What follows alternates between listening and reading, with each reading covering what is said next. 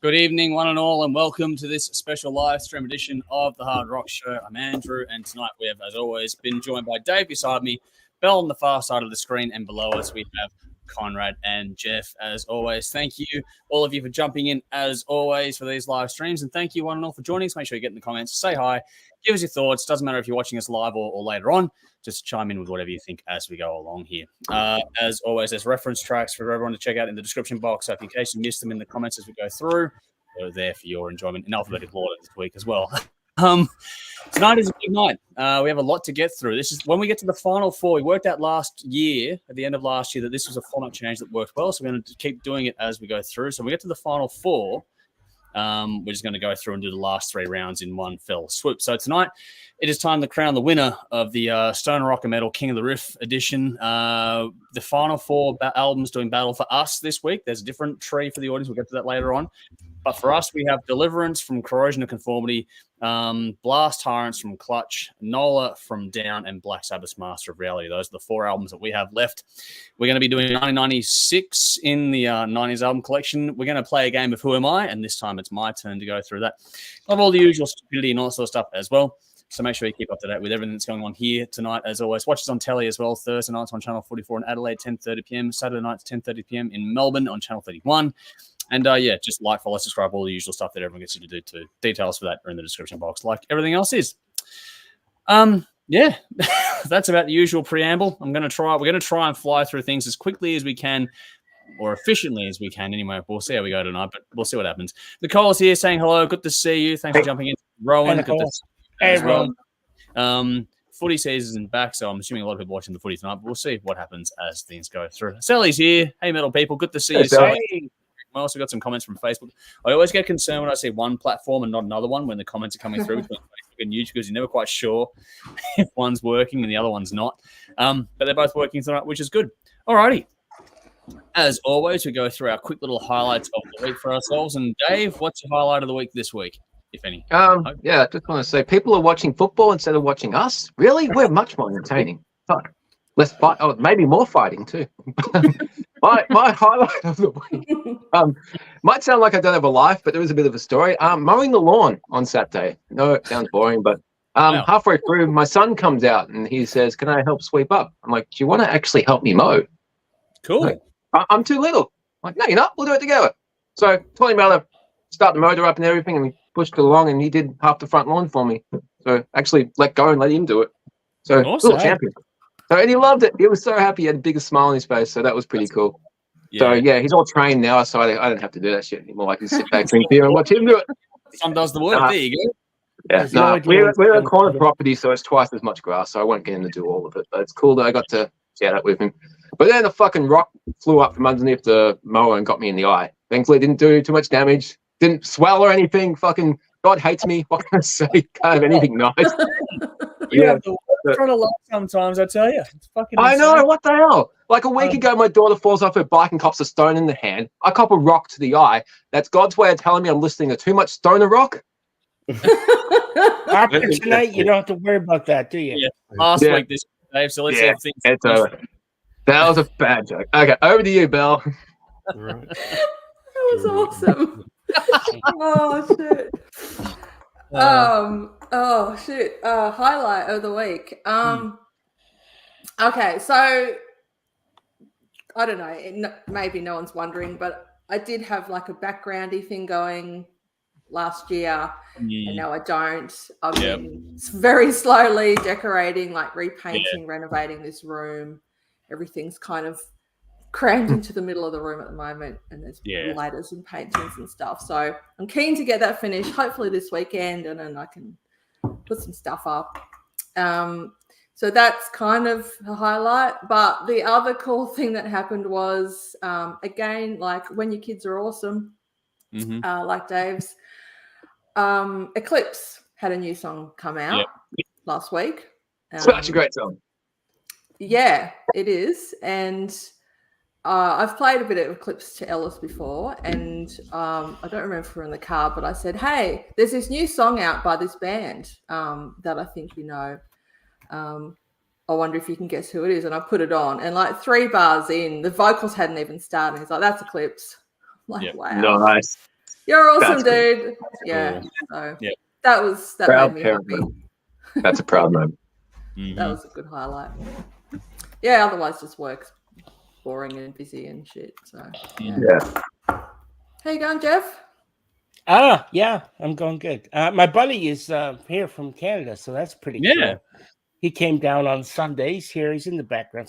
I asked him and said, "Hey, do you want to just like come on stream for a couple minutes?" And he's like, "Fuck no." So, but he did say he wanted everybody. He said, "Tell everybody just to." As the evening goes on, everyone rocking like Dawkin, he said. So, rocking like Dawkin. Okay? To Jeff's friend, if you're watching, do a couple of shots and just jump on, man. It's fucking crazy. Yeah. His name's Sean. How we all ended up on what's his name, Sean? Sean. His name's Sean. Yeah. Cool. And like I said, him and I have known each other since we've been friends since like 1974. That's a long time. Yeah. Wow. Well done, man. We're old. Yeah, I was only 4 years old at the time. We like went to school together, basically. Yeah. So anyway, that's cool. He's here. I just came back. So my ex-wife invited him and I over for dinner tonight. Wow. That was really nice, and so we got that. That was a really nice visit, actually. Okay, cool. And how nice. Very cool. Oh, very nice. It was very nice. Not that nice, Dave. Tell us. I'm sure she was happy to see me go anyway. But but no, she's met Sean before. So she's met Sean before. She really likes Sean. So I think the last time they saw each other though was like in 2018 or something like that. So it's been a while. Yeah. But this is Sean's. Yeah, that's right. That's what I'm talking. But this is Sean's fourth visit. Fourth visit to come see me from Canada, so I must be doing something right. Yeah. So that's pretty cool. Anyway, great Aussie hospitality. Absolutely. So I feel kind of bad because, like I don't do much, right? So he's come here like, okay, I've come halfway around the world to watch fucking TV. That's awesome. So it's a holiday for him, though. It's a holiday. He might like just chilling out and. We have better beer in Australia than Canada. Well, there's an old saying, Dave. You know what day of what month do Canadians drink the least amount of alcohol? Do you know what month that is? I've heard this. I can't remember. It's February because it only has 28 days. But that's you could say the same for Australia. You could. Yeah. So it's true. Anyway, that's you should have definitely known that. What are you implying? Nothing. I think we all know. I imply nothing. I only deal in facts. Yeah. Hey, talking LD wine, I'll fucking agree with you. But yes, that's anyway. That's it for me. Nothing other than that. And so I'm really stoked that he's here. So anyway, Conrad, stoked or stroked? Oh, just stoked. Let one go. It sounded like stroked. I'm sorry, but it sounded like you said stroked. Well, I'm going to put you on mute in record time, Dave. I deserve it. Yeah. Anyway, Conrad. We haven't even gotten to Conrad yet. What snide comments can I make now? Trying to. That's the point. So, Conrad, how's your week going, mate? I'm a bit stressful, as you know, under the circumstances. But I'm off to see Ailstorm on Saturday. Nice. Which would be very nice. So I'm looking forward to dressing up as a pirate and getting absolutely shit-faced drunk. And then I'm going to be DJing afterwards. DJing after the gig in a rock bar after the gig. So it's going to be when you shit-faced, going to be a very good night. Fuck yeah. I want to see you. I want someone to video you doing your best Johnny Depp impression. Okay. Usually a lagerphone, man. Johnny Depp impression. All right. Well, I'll see if that can be done. If that can be arranged. It's a good thing I got a filter. I didn't say what came to mind then. Yeah. Okay, Dave. I'm going to put it best not to, Dave. So yeah, I'm looking forward to it. It'll be a good night. Yeah. Which I need at the moment under the circumstances. There's a lot of stress that I'm going through right now. So yeah. I hear you, brother. Should be good. Back to you, Andrew. Sorry. All right. No, cool. I was going to say, Conrad, again, all the best as always. And Jeff, it's a rare thing to have a friendship last that long. So well done to you both on that one, especially when there's so much distance involved in that. Highlight of the week for me. this is where we get into the mundane side of things, is working on the front wall of this house. I'll have to send you guys some photos behind the scenes, but it was just paper out there for a while. But the sarking, which Bell we've discussed, there's just sark out there for ages on the last part. The sark is gone; it's all covered now. So we put ply up on there, and we got all that sealed up. And then I painted it the other day as well. So it took a couple of days to put the ply up, and then a day to put the first coat of paint on. We'll do some more painting with like a render style paint later on to finish it off properly. But yeah, it's on its way. So that's been the highlight of the week, is sort of making more progress on the house, which is cool, and start on the wiring and that internally soon as well. So there's all sorts of stuff going on. Now it's into the bits and pieces. So we're deciding whether to put money into wiring or into plumbing, or, it's just a matter of what we want to do first kind of thing. So all that sort of stuff. But it's all sort of moving along, which is cool. That's easily a highlight of the week for me, which is, it's hard work, but it's the rewarding kind of hard work that you want to do, which is, I get it. The fun thing. We're doing a whole project of your own at the moment. So, obviously, it's one of those things there. So yeah, it's short but sweet. But yeah, that was very much the cool part of the week. Just sort of just looking at it I can't see it from the inside, obviously, but yeah, took photos of it all. It's a big difference from. I'll show you guys obviously the before and after. But yeah, very different, and it's actually starting to look really like a complete home now. Because the tin on one side, the ply on the other side. So the front, the house is actually four walls enclosed. So it's just some, what is it called? Flashing to put on to just completely seal it, and then that's the outside done, apart from a couple of windows, which they're already there. So yeah, not much to go for the outside to be complete, which is fantastic. Cool. Alrighty, people here. Guy says, "Greetings, rockers from across the plains. Cheers from Denmark. Good to see you again, buddy. Hope you're keeping well over there." Cool. And pretty much. I see some cooler t-shirts. Keep cool, a bit warm in South Australia. It's warm up here, mate. It's warm here, man. Notice no battle jacket. It's that fucking hot. I don't even have pants on like Conrad last week. Conrad was missing a top, not pants. Pants wasn't the problem. I know. When he got up, I was fucking up. I have to watch everything, so it's all right. Lee says football doesn't compete with you, Dave. So there you go. You got some love. Damn right it doesn't. Hello, everyone. I'm multitasking, watching footy and the Hard Rock Show. My gender is multimedia fluid. Fluid. You need to see that right now. Michael says, "Hi, all. Good to see you, buddy." Vinny says, "Belle looks as though she's being held hostage in a nondescript room, blinking through her trouble." I'm in trouble every week. Here's one. Vinny says, "I hope she didn't cook any mushrooms, Jeff." No, this could be an that's funny though. It was there was spinach involved and chicken. No mushrooms, thankfully. Special brownies. Oh, wow, that was a good one. That's a good one. Yeah, and I couldn't imagine Jeff stoned. That'd be fucking hilarious. We'll get you there first, Dave. I don't think he's talking about being stoned. Good to see you as well. Same with Sean over from the Rock Pit in WA. Good to see you. Hopefully you're keeping well on. Vinny's gone, "I've tried Canadian beer. It's like shag by the beach, fucking near water." So there you go. Get out of fucking town. Americans, when they come to Canada and they drink our beer, they're like, "Holy fuck, this shit's strong." Because that American beer is like water. Yeah. Yep. All righty. Going to keep moving on. We're going to do songs of the week next. And first cab off the rank through everything I do is predetermined but random. Dave, you're up first this week. The song for you was Over Again from Whom Gods Destroy, an artist I know that you like. This single was released on the 8th of Feb. It's the latest single from the album Insanium, which is due March 15, so a week away from now to do this one. This comes from a Patreon suggestion. It's something of a supergroup. We've covered all that before. But Dave, I know you like the band. How'd you go with this song this week? It's a bit of a different one. Yeah, the song itself is fantastic. I just wish I could enjoy it more than I do.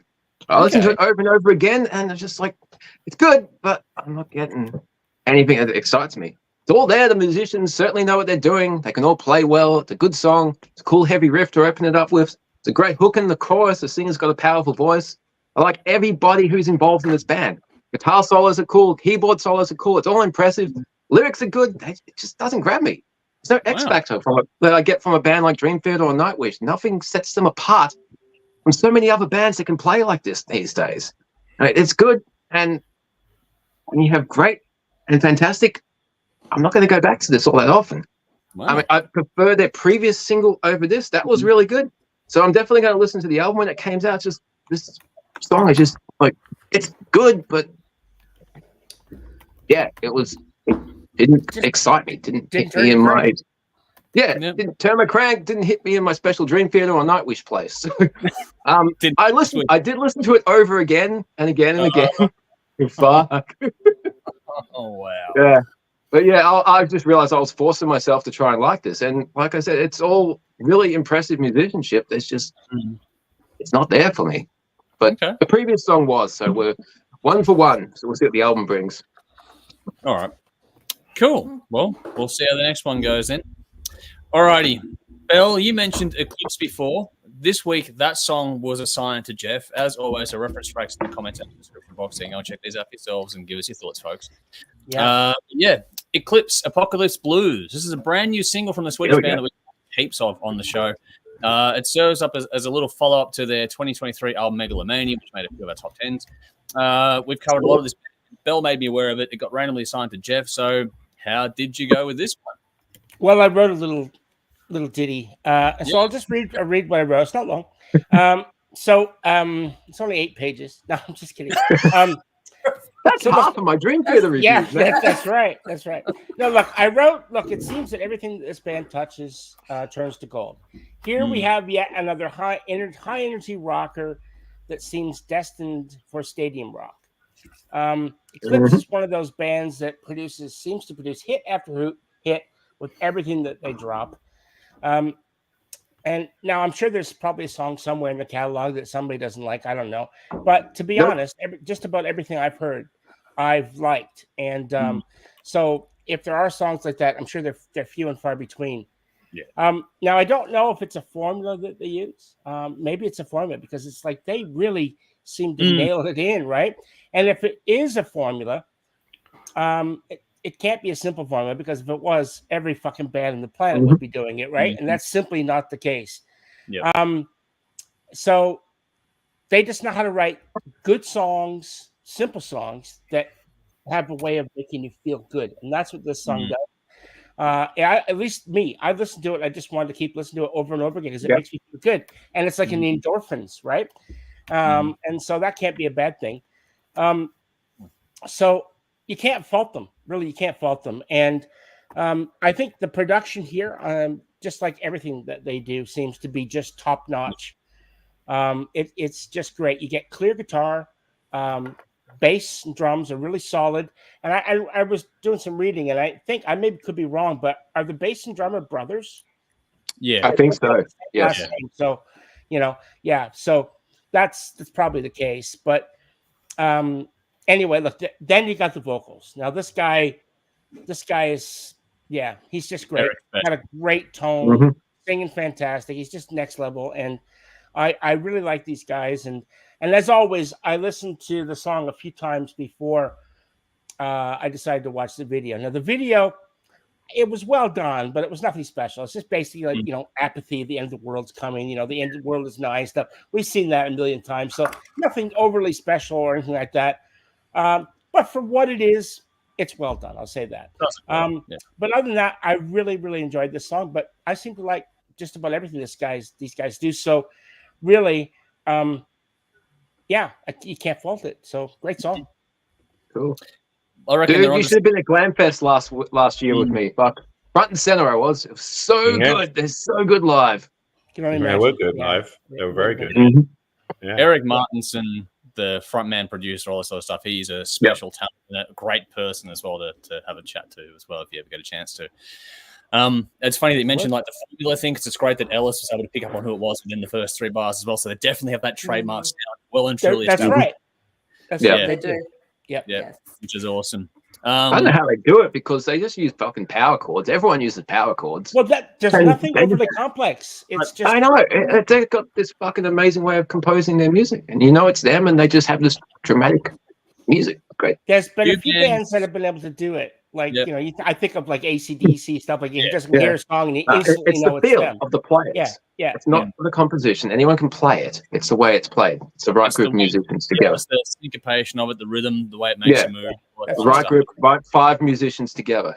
And that's why it's not a formula, because if it was, then you could write it down and other bands could copy it and everybody be doing it. So it's just the musicians themselves. It's more like alchemy than chemistry, if that makes sense. Yeah. All right. Group of people together. But great song. Yep. Cool. Well, Man Family here saying g'day. Also good to see you as man. well. Michael's got man. on phone, just put on laptop. Got to say, all 5 t-shirts awesome tonight panel. Well, we rule. Sabbath. We dressed with press. Made better. Yes, Dave. We've done that. Vinny says, love this high energy music from Eclipse. There we go. Got some love for that one coming through from the commentary as well. All right. Moving on. Song, here we're going to go. We had Belle talking about her son. We're going to have Belle talking about her song for this week, which is from a band called Emergency Rule. The song is Bartender, link in the comments or description. It's an Adelaide band. It's from their debut album, King of The Riff, released February 2024. It's a random discovery that I made doing all the bits and pieces that come through to emails, whatever else have you. So I figure I always try and push through some Aussie acts, as always. So, Adelaide band, debut album. Belle, how'd you go with this one? Debut, really? Yep. All right. It's called They're Aussie. And look, what a sound. I'm already going off script here. Okay, I'll channel.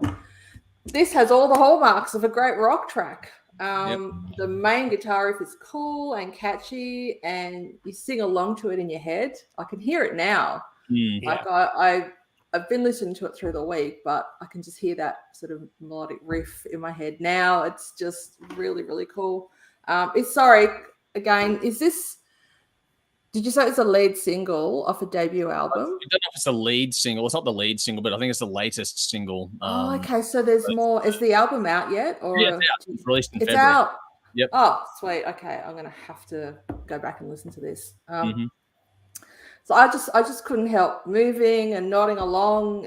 It was like just got into my bones like an unstoppable force, and you just I couldn't help but move. It was cool. I wasn't really trying to stop anyway. They're playing. It just has a looseness about it as well. Like they're just really loose but tight at the same time. I know that. I don't know. Loose and tight. Sense.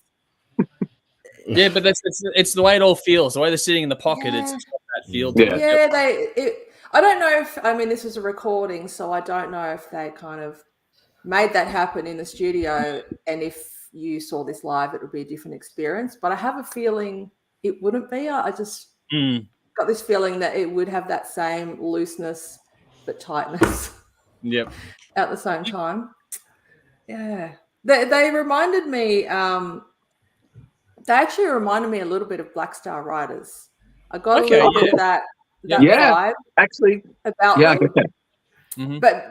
But a bit more grunt and attitude. Yeah, more Oz rock, less Thin Lizzy, but definitely a comparison. Yeah.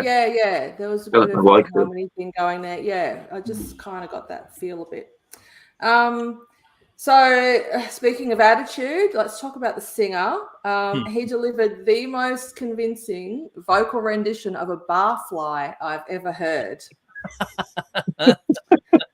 There are plenty of songs about drinking, but even the pause, more wine waiter, please, didn't have that desperation for another drink that he was putting forward. He seriously wanted another drink.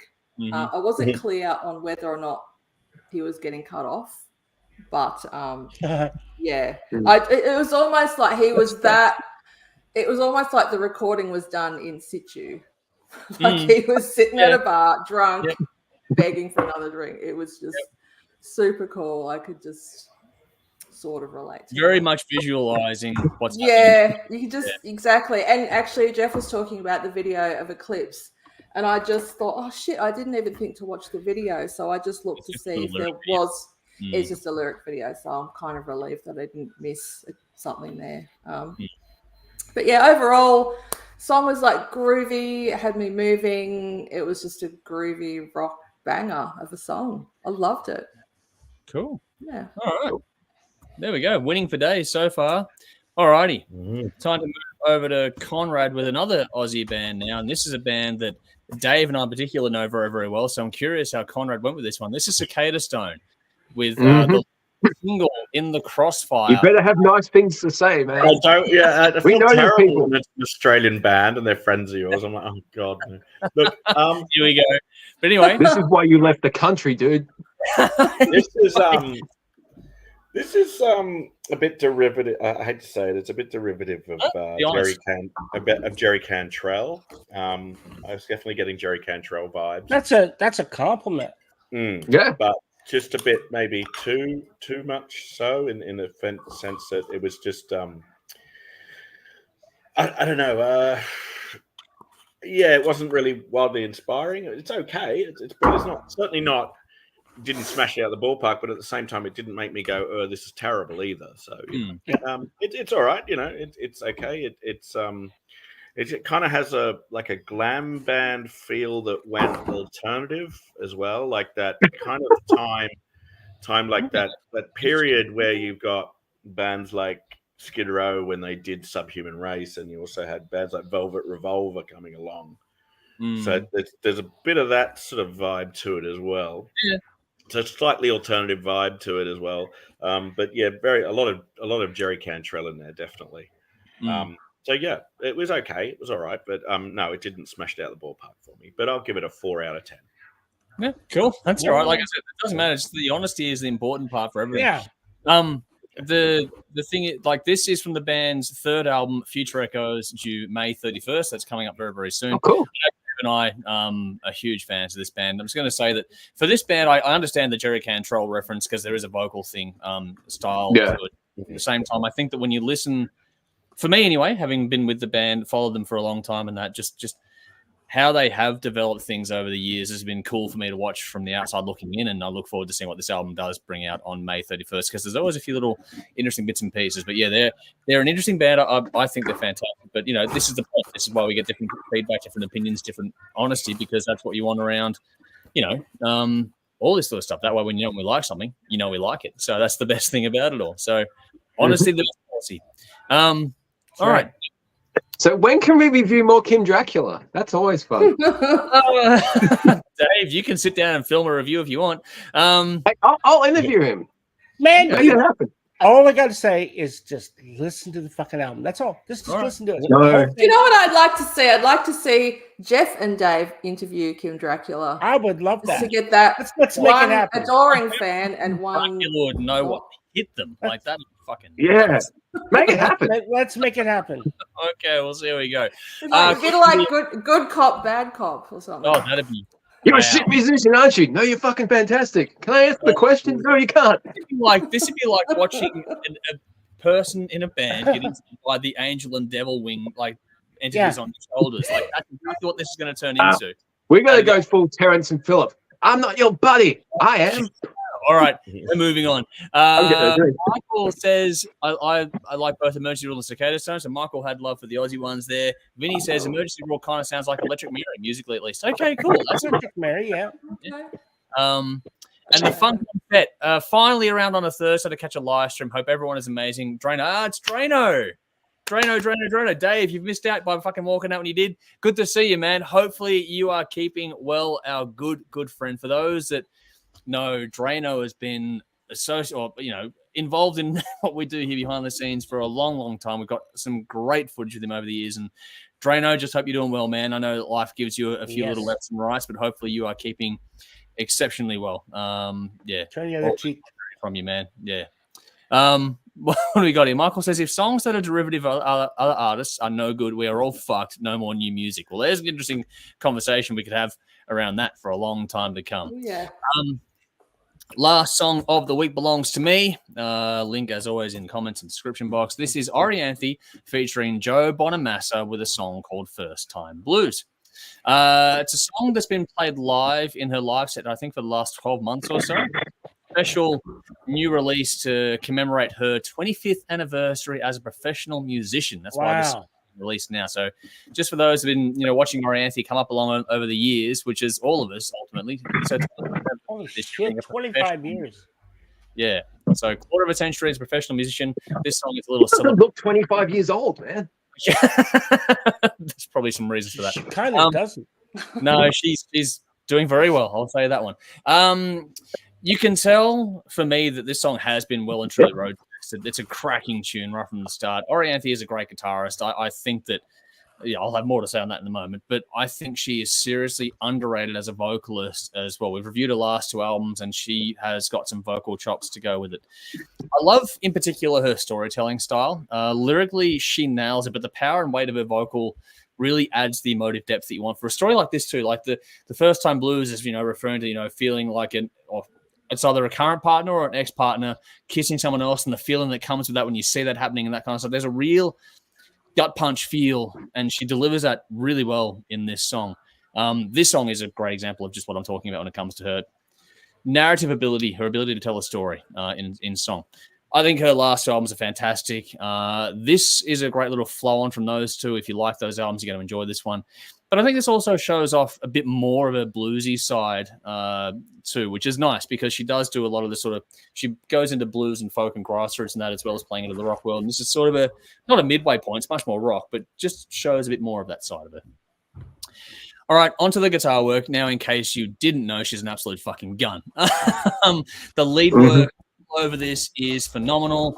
I think that her solos in particular are fantastic. There's blistering stuff in here. There's some more slower stuff and more moody stuff, but she plays like I think 3 or 4 different solos in this song, and they all fit wonderfully well to a relatively simplistic song. There's nothing overly complicated here, but it's very well done, and those little accent points are perfect for what this song is all about.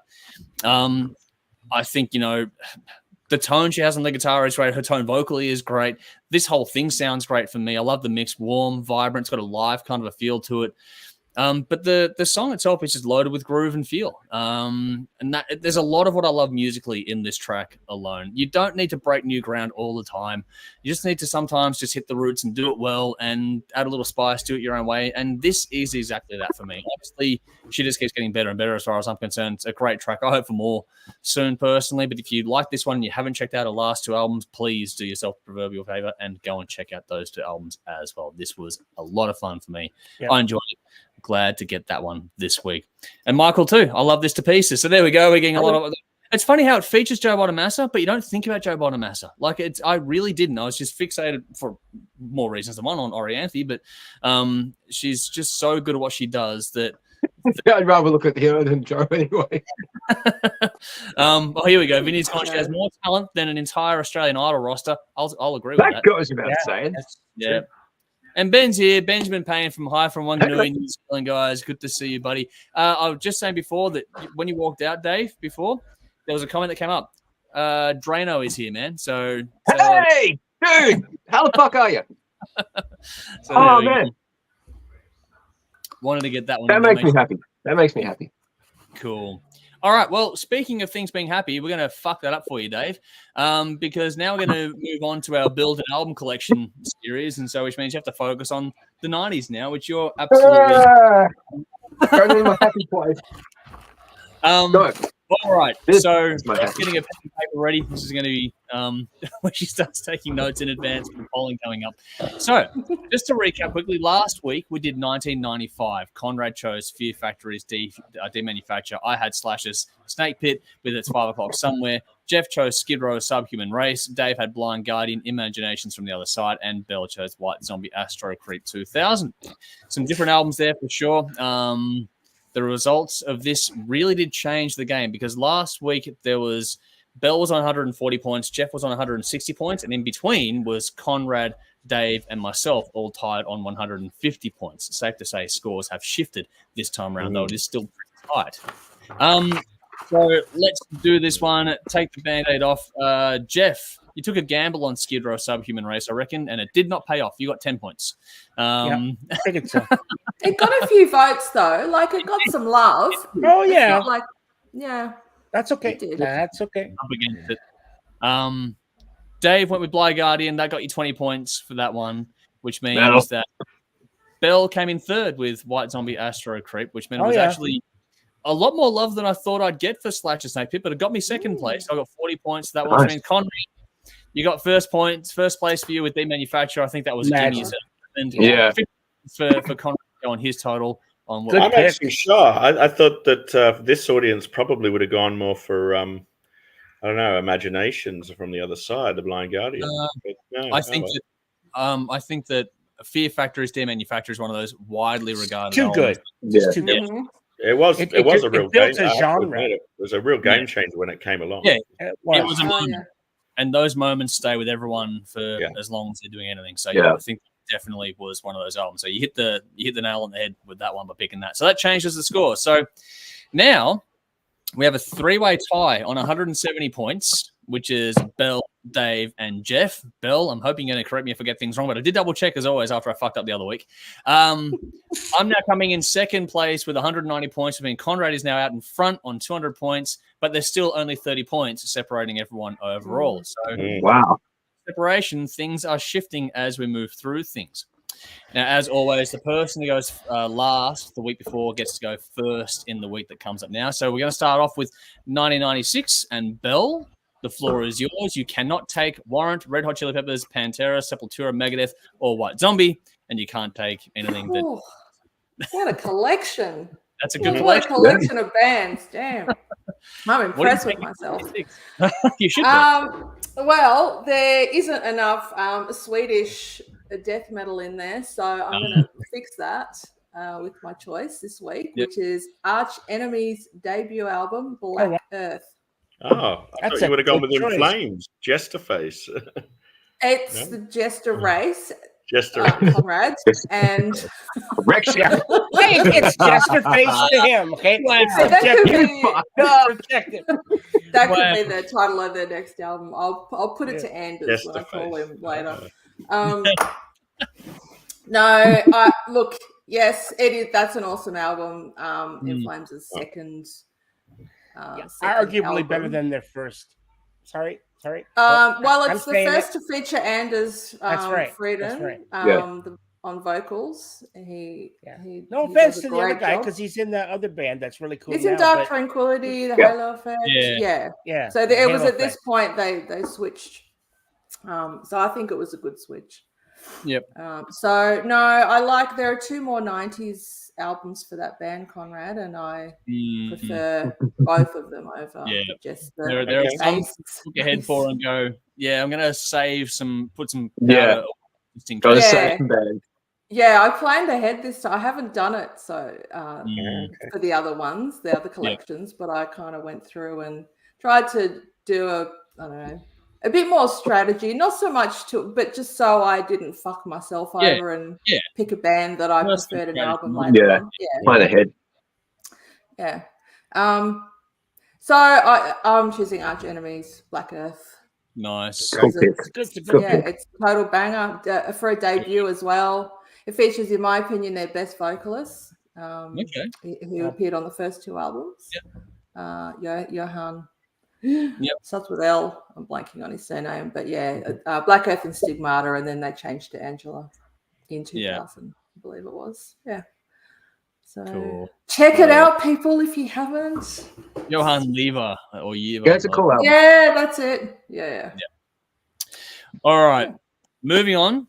Conrad, you get the second pick this week. So which way are you going to go? There are some good albums this year. It's not a bad. You got Metallica's Load here. You got Sepultura's Roots. Can't stand that record. What did I say? Oh, fuck you. Terrible record. So good, go get it twice.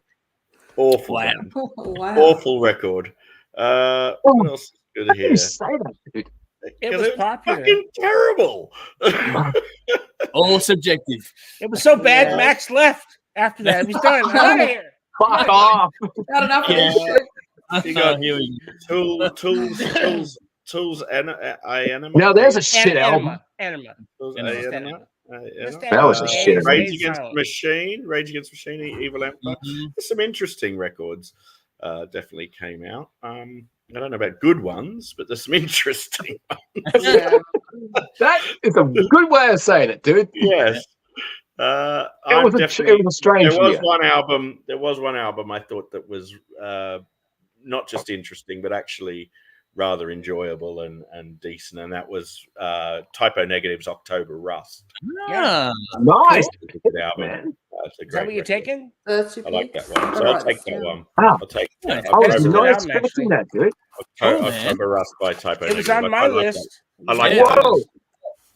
Yep. I like that record. I was not expecting that. On 3 different lists from the start, so it's Yeah, no, it's a fucking great album. I was Yeah. not expecting Conrad to pick it though. Well, I like a bit of goth rock. I like that. Yeah. there we go. That's right. You were talking about your goth girlfriend when nothing happened because she was too sad. But we all get to learn about each other's musical tastes and the journey we've taken along by doing these little runs, which is fun. So Conrad adds Typo Negative to his run of bands, which includes Megadeth, Metallica, Black Sabbath, Entombed, Prong, and Fear Factory, which is a nice little list going on there as well. Up next is my turn for this week, and I've already taken Pantera, Queen, Alice in Chains, Aerosmith, Nine Inch Nails, and Slash, so I can't take any of those again here. And I was kind of hoping this one would still be here when I got to this point. I wasn't sure if it would be. I was kind of hoping it would be, and I'm going to take it. But just for a quick reference here, there's also Bruce Dickinson Skunk Works this year. Cradle of Filth. I'm not going to take this one, but Cradle of Filth V Empire. That was one that started my journey with Cradle of Filth. I really did enjoy that one. I'm guessing Conrad doesn't like that band for obvious reasons. Well. I need one of those T-shirts, dude. Yeah. That is so me. Oh yeah. It's gonna happen. Release what I think is an underrated album in slang. I like it a lot. Dio released Anger Machines. There's a whole lot more to go as well, but a few other ones we mentioned. But I'm going to go with Marilyn Manson's Antichrist Superstar. Wow. That is... I had a feeling you were going to pick that, dude. Yeah, that album, that tour, that whole thing. We had, Demanufacture last week. I think this is maybe not quite the same revelation in the music world, but it was definitely a moment in time. I still remember Manson performing at the MTV Music Awards and the fuss that stirred up and all that kind of stuff. That's a cool video. That is a very cool video. Freaked the fuck out. Yeah, it was one of those moments in time where I enjoyed it, and I still like spinning that album today. So just on pure musical enjoyment for me alone, I'm going to go with that one. Marilyn Manson, Antichrist Superstar is my pick for this week in 1996. All right. Next up is Jeff. You've already got Queensryche, Ozzy Osbourne, Dream Theater, Anthrax, Soundgarden, and Skid Row. So they're off the board for you. So what are you going to do? It is a good list. I've had fun doing this, actually, because it's been a long time since I actually sat down and analyzed the 90s, and looked at all the different albums. And fuck, Dave, I think you're fucked way wrong on this 90s. 90s has been pretty fucking good, actually. Oh, yeah. Okay. Look, I get it. I know what you're saying. Yes, there's not everything, but yeah, absolutely. There's a lot of compared shit to every other decade, though, man. I don't think it's the single best decade, but it's not as bad. No, it isn't bad. It isn't bad. Look, I think it started off the worst decade ever. Yes, definitely. Finishes pretty well. Yeah, it was and it ended well too. Strong. Yeah. Look, there was a couple. Obviously, I had Sepultura roots. Thinking about that, I was thinking about a Typo Negative, and then Conrad took it. and then I was thinking Pantera, Great Southern Trendkills. Well, that came out. That's a good not album. it's not a superb album, but it's still good. It's good. And it really comes down to me. I didn't think that either one of these bands would still be here. It comes down between Rage, Evil Empire, which I think is a great album. Yeah, but I've got to play strategically. So now that I'm, so I'm going to just fucking take it off before I'm taking Metallica Load. Okay. I love this fucking album. I think it's the last album for me it's the best album they did up until Death Magnetic, in my opinion. Wow. Yeah, I agree. After that was shit. Yeah. Okay. No, I don't agree with that, but yeah, fucking Death Magnetic's fantastic. But yeah, I prefer Load to Reload, that's for sure. Yeah. All right. Well, we have one pick to go. Dave, on your list, you have currently Judas Priest, Skid Row, Kiss, Phantom Blue, Dream Theater, and Blind Guardian. What a weird fucking collection of music I listen to. Are you going to go with the album you bought twice, or are you going to go with something else? I honestly don't know yet. Fuck. I only own 4 CDs, 4 albums from this year. One of them no one's mentioned, but one of them's a live album. That was Alice in Chains Unplugged. Yeah. And obviously Load, that's off the board. I hated Load when it came out, but I fucking love it to this day. That would have been a massive contender for me because it's really affected me over the years. It's made me a better person. But fuck, I was dreading this year because 96 to me is a fucking horrible year. And it was the worst year for me to go last in this fucking collection. Heavy metal, unnecessary rant coming, but this is what I do. If you don't like it, go get some fucking popcorn. Heavy metal is well and truly dead. Bands like Metallica and Def Leppard cut their hair, changed their logos, changed their sound, and even Dio can't sell a fucking album. Angry Machines is great. I didn't even know it was out at the time. You know, he probably should have cut his hair, ditched the solos, and did a dance remix version of Holy Dive, and then people might have given a shit. And as far as rock and roll goes, all the fun was just sucked out of it. And grunge has run its course by now. It's done its damage, blew its head off, and it's fucking gone. Won't release another fucking grunge album. Sorry, guys, too late. Trend's over. Okay, 96, disbandments. Slash officially quits Guns N' Roses, even though Guns N' Roses haven't done shit in 3 years. Yep. Read his book in Duff's book to see what was going on. Skid Row disbands. They held out longer than most. I guess when you release an album that even the band hates, it's not fun anymore. Sammy Hagar quits Van Halen. They reunite with David Lee Roth for a minute, and then Extreme disband, and Gary Sharon will eventually join Van Halen for disastrous results. Porn release Life is Peachy. New metal is raising its meth-addicted ugly head. Everything I loved about rock and metal 5 years, in 1990 to 1992, is gone. It's all been replaced by anger, depression, and misery. And I had enough fucking misery in real life. I need music to make me feel worse. Yeah, he's right. He's right. Yeah, it's a big shift. Huge yeah, shift. it's fucking miserable. There is nothing fun about music at all. And bands that are still trying to be fun just aren't selling, so they have to change. It's like when you got a group of friends, and over time the group of friends expands because everybody brings in somebody else to the group. And over time the original group of friends leave, and you find yourself hanging out with a bunch of losers and fuckheads. That's what this type of music was. Like everything that was fun has gone, and I'm left surrounded by cunts. I fucking hated it. Do you know how I was having fun in the 90s? Dance music. Dance music was fun. And that made me feel fucking worse because I could not stand that electronic shit. Hi, Bill. It's gonna be that was the fun alternative. And like those cunts were saying, "Oh, anything you can do on a guitar, I can do on a fucking keyboard, and you guys just play anything. I can fucking program and twist knobs, and fuck you, you little shits. You bunch of fucking wankers." Old man. Anyway, I've never been a follower. It was time to walk away. Time to start exploring the fucking 70s, man. There were some good things. When bands are calling it a day, changing their sound, or trying to and failing to just be themselves. Fuck, I love you, Dio, because you just stayed true to yourself. Yeah. There's no style, there's no fun. Everybody's fucking miserable and boring. The Grammys in February 1996, Tupac is on stage, and he says, "We need something different. We need something new. We need to shock the people, so let's shock them." Guess who walked out on stage?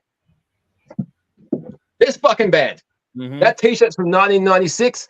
Kiss are exactly what the fucking 90s needed. Finally, there was a band, at least one band, that was entertaining, enjoying, having fun, and wasn't just about self-indulgent misery. Yeah, life is hard. So what? Music, you're allowed to be happy. We needed Kiss, and that's why they were so fucking successful from 96 all the way through to the end of the reunion. Because finally, one band was actually enjoying themselves. You know what else happened in 96? On the other side of the world, 4 friends gathered around a campfire late one night, started playing some acoustic mood music, and would eventually form a band that would release their first album the following year. This band's called Nightwish. Very fucking good thing that happened this year. Oh, I thought it was just a Matchbox 20, Dave. I had me. Fuck off. No. You know what else happened in 96? There were plenty of alternative rock festivals. Well, not much happening for metal. Want something done, gotta do it right. People will complain about Sharon Osbourne, but they started the fucking Ozfest. Finally, we had some fucking metal bands that could start a festival. Want something done? Do it yourself. So what am I picking? I had Halloween Time of the Earth as a backup because I thought people were going to pick Load, which you did. And it was I was going to be like a fight between 16-year-old Dave in his Sepultura t-shirt, which you can't really see. Wow. I can't find. I don't know what the fuck happened to that t-shirt, man. But I'm gonna go with it. It was going to be Load because I fucking love that album to bits. But yeah, that's great. The album that I bought twice Yeah. Wow. Fucking love this album because you would sit up watching Rage, think, my God, can't there be something, anything good? You got this alternative rock shit with their fucking guitar twang, slightly overdriven, fucking crap. And then suddenly Bloody Roots comes on. Like, holy shit. Straight to the music store, buy this motherfucker. So good. So good. There we go. Yeah. Awesome. There we go. All right. I got there. Well done, Good Dave. job. We got there. Well done. All right. So a quick recap. Got to mention, Motorhead released an album this year as well, Overnight Yeah. Sensation. Yeah. And it was their first best distributed album in a long time. A lot of bands were suffering Yeah. distribution deal problems at the time. Motorhead. And Deep Purple released Perpendicular. That's Yes, a great they- At album. the time, they played Smoke on the Water at Hey Hey It's Saturday in both the Sydney and Melbourne studios. So you can go down there and jam with the band live. Well, So they have on video, Anyway, I'll shut up. yeah, cool. That's awesome. Nice little footnotes there, actually. But just a quick recap. Bell took Arch Enemy Black Earth. Conrad Type of Negative October Rust. I took Marilyn Manson Antichrist Superstar. Jeff Metallica Load. Dave Sepultura Roots. I reckon that's going to be a very interesting poll coming up in a couple of days as well. That's going to be, I think, tighter than people think, actually. There's some cracking releases in there. I think this one's going to be loose. well, yeah, well, that possibly is too, but we'll see what happens in that regard. All right, some comments here to go through. Back onto last week's one. Benjamin says, Astro was my first choice when it came to the Rob Zombie pick for Bell's choice last week. Drano is saying, feeling the love, guys. Wanted to get onto Wait Patiently for Dave, put all the 90s in the bin, to be honest. Well, I think you just got that. That's why I love you, man. Ben says, Fear Factory is sick. They are. Yeah, well, yes. Not Yeah, bad that's looking, just a face. There we Conrad Love. Rowan says 96 was one of the weaker Oh, years for Conrad. me, but the standard album was Therion's Theli. That's it. Therian's great. Yeah. I gotta check out more of that band. One of the weaker years. 96 would be the worst fucking year overall. But there will be some deeper cuts, I reckon. I reckon There is some good albums this year, but compared to every other year, there's not as many. Nowhere near as many. I'll be really just to quickly throw it, not tonight, but another time. I'll put out a question saying, "What are some underrated albums from 1996?" Just to try and find some deeper cuts out of the year and just see what there is, to discover that we haven't found yet. Like you mentioned. It was just a strange year because grunge had such an impact and it was dead. 96 grunge was gone, so nobody knew what the fuck to do. Do we continue trying to be something that we're not, or do we go back to ourselves? This whole new metal industrial thing happening. That's why it it was was weird. so important.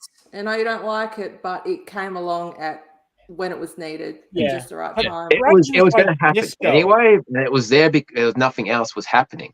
But yeah, Belle, you said a few weeks ago that the embryo on Masters of Reality sounded like a kid in his bedroom. There was so much industrial shit. If you take away the digital effects and the production, it's exactly the same. It is so fucking basic. You just don't hear it because of all the effects and production. In what? In what? In industrial, just in like general. in 1997, there's the Rammstein album and the song Rammstein. When I first heard that, my friend taped it for me. Remember cassettes? Like I was playing guitar for like a year or two. The solo in the song Rammstein is a finger warm-up exercise that I learned on my very first guitar lesson. It's pathetic. Yeah, but that's It's covered in so many effects you don't realize. The whole point of Rammstein was what they were doing with the industrial side of Yeah, things. I get that. But industrial in But then general is covered with so much effect. Or if you take all this away, it's just like a kid playing guitar. That's not what it was meant to be. That's not what One eternity. But you know, like I know. embryo. Right. Yeah. But my I know you like it, but my point is that it's covered with so much effects you can't understand. You can't hear the simplicity in the actual musicianship. I actually, before I'm going to move on, but I just want to quickly say that I think the simplicity is the point and it works. Yeah. I mean, fucking rock and roll in general is simplistic, but people think that it's so much more complex than it is, and it's really not. That's just But music. it was I found embryo just not simplistic and beautiful. Yeah, imagine if you've been playing guitar for 2 years and you hear, imagine hearing a warm-up exercise as a guitar solo. It's laughable. What, like Bell, Malmsteen what were you saying about Embryo, Bell? What was that album? Embryo by whom? No, it's the song on Masters of Reality. Masters of Reality. Yeah. Yeah. The solo for the song Rammstein is literally a guitar warm-up exercise. Yeah, it is, but I think it's cool. We're going to move on. It works. Please, Let's move on. Benjamin says, I just covered Little Miss Scared last week. Michael said Skunk Works was a great album for mine. That was one. Michael says Angry Machine's awesome. My fave that year. Angry Machines is an underrated. It really is. It didn't sell shit though. Yeah, it's a fucking great album. Selling album, but fuck, it was good. Yeah, not enough techno remixes.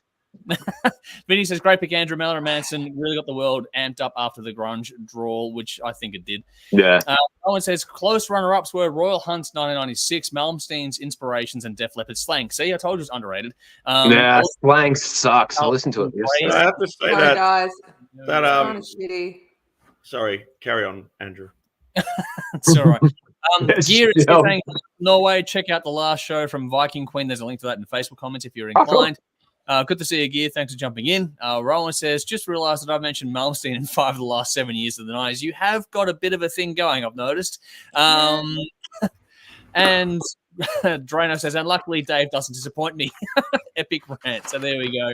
Love you, dude. Michael says, Dio said in interviews at the height of his solo popularity that making it big does not last, and he'll happily play smaller halls and clubs when he is not as big. Well, there you go. And in a few more years, he's back playing fucking stadiums, headlining tours, because the 90s was shit. They treated Dio like shit, that's for sure. Benjamin says, let me guess, Dave doesn't dance. Yeah, not unless he's incredibly drunk. Chris is here. Good to see you on YouTube. I will share a fucking video. No, I won't. My daughter has a camera now. No. Chris says Slayer is back. That is fun, and that is a lot of fun. A lot of people are very, very happy about that return, so we'll see what happens in time. But they've got, I think 3 gigs lined up now, so we'll see what they do after that. I'd only use the term dance music as a safe word if I was being dominated. It makes me gag. And Michael says, geez, Dave, for a reformed Nirvana fan, you talk a big game. So there's some shots fired on people that know your history there as well. There's a picture of me in the Nirvana t-shirt. I will share it if you want to. I used to be a fan. That's how I know so much, and I can criticize the fucking hell out of it. All right. We're going to move on to it, and we're going to get the obligatory pun out of the way. Yes, Rowan, I know that it's me when I say who am I. But we're going to play the who am I? It's my turn this week. Now, last week, it was Bell's turn. Jeff guessed it at the very end. But Bell, who was it again? So I can get my notes ready for that one. What? It's crickets. Even better. Bell, I was curious as to who you picked. Who was your who am I last week? I forgot. I didn't write it down last week. The Testament last week? Yeah, it was Testament. Yeah, and I got the last one before that, too. I got the Queensrÿche one. So, geez. You can't come along. You can't play now, Jeff. I'm Canadian and I'm clever. That's right. Well, let's see how we go this week because I probably won't get this one. I've given myself.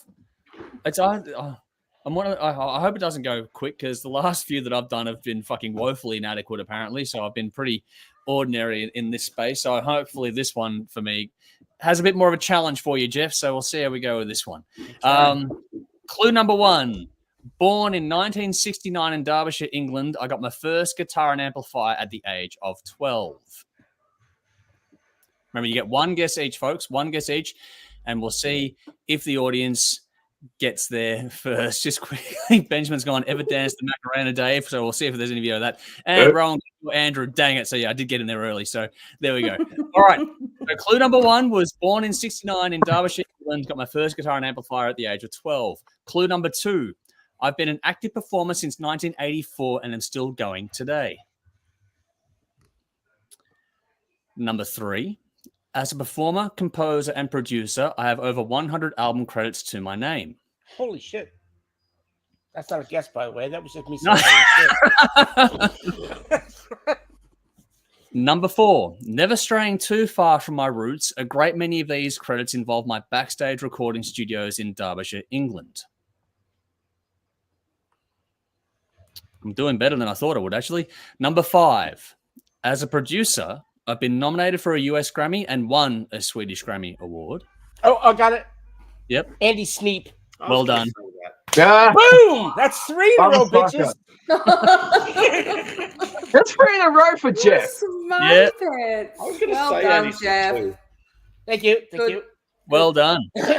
Well done. You beat everyone. You beat Was that a bit more of a challenge for you, Jeff? That was good though. Yeah, I was like, holy fuck. How did the audience go? They didn't get there, so They that didn't was get the only there. No, I had no. last one was rolling. The rest of my clues, just quickly, I hope this would play out. But anyway, the rest of the clues were back to guitar. I was taught to play by Dave Halliday of Hell and formed such a bond with him that he left me the rights to his works and all his equipment after his suicide. Had you mentioned Sabbath, I think we would have got it if you mentioned Sabbath. Or... That's why I didn't go there. Yeah. I You didn't go there. Too obvious. Yeah. Yeah. Number 7, as a producer, I've worked with bands such as Accept, Dream Theater, Saxon, Opeth, Arch Enemy, Megadeth, Fear Factory, Overkill, and many more.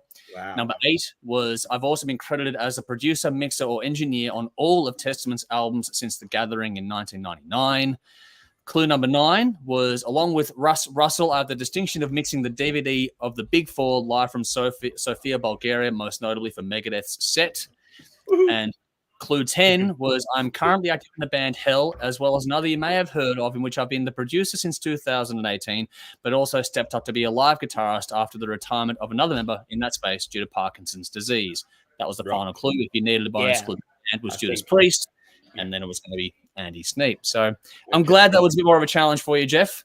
I don't mean to be a smartass. That was a tough one. That was tough. That was tough. No, it's just that I had like my Black Sabbath one that was done in the first guess, and like I've been the weak link in this whole game, so I wanted to make sure I got one that was a little more challenging. Got halfway through. No, that was great. That was great. I didn't get any of yours, Andrew. You're not the weak link. It's just these guys just obviously know that shit better than I do. But I figured I'd go more into my realm. I think about producers a lot, so I figured I'd go into that realm and see if I can play a bit more in that space. It seems to work, so we'll see what happens in that regard. I had it. It's just that he got there. Yeah, I know. I know how you feel. Just before me, and I went last week, so it's one of those things. Yeah. Benjamin says Saxon is one of my middle names, and I am friends with most of the members of Accept. That is cool, man. Holy shit. Get him on. Tell them we want to interview them. All right. We need Dave to get back here because now it's time to get on to the King of the Riff, the finale. So we're going to do 3 rounds in very quick fire succession to sort of see how we go with things. Now, once we get to the final 4, like I said, last year, because we were constrained for time, we figured we'd sort of wrap up when we got to the final 4, and it seemed to work well. So we're going to do it again this year because we've done all the albums now, discussed them, we've listened, and we don't need to keep going and on like we did the first time around. So I figured wrap it up, the last 3 rounds in one big hit, the final 4, we get there, and here we are. So for us, for our round 7, we've got a different tree for us and a different tree for the audience. We'll work those in as we go through things. I'm pretty sure as things play out tonight, we're going to crown different winners between the audience and between us, but I could be wrong. But we'll see how we go. But for us, our round 7 is Corrosion of Conformity Deliverance, which was the 8th seed overall, released in 1994.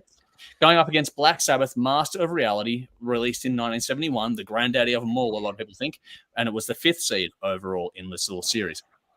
I do a predetermined draw to see who goes first in this one. I get to go first in this week's little, or this round anyway. So let's see how this all shakes out. But I'm going to go first. So for me, we've done, all the details on these albums to death. What it comes down to for me is that Black Sabbath is definitely the template. And I think that, it was discussed last time Black Sabbath came up that, that they probably aren't the prototypical, stone rock album of today, but they were back then the template. And when you listen to this album, you can hear Down, Corrosion of Conformity, and many others taking on the formula that was established with this one album in particular, with the droning style, the instrumental breakups, all that kind of stuff. There's a definite rhythm and pattern that was established or mimicked from Master of Reality that then was expanded and refined and in some respects perfected. Now, I think last time around I voted for Black Sabbath to go through. This time around I'm going to go the other way.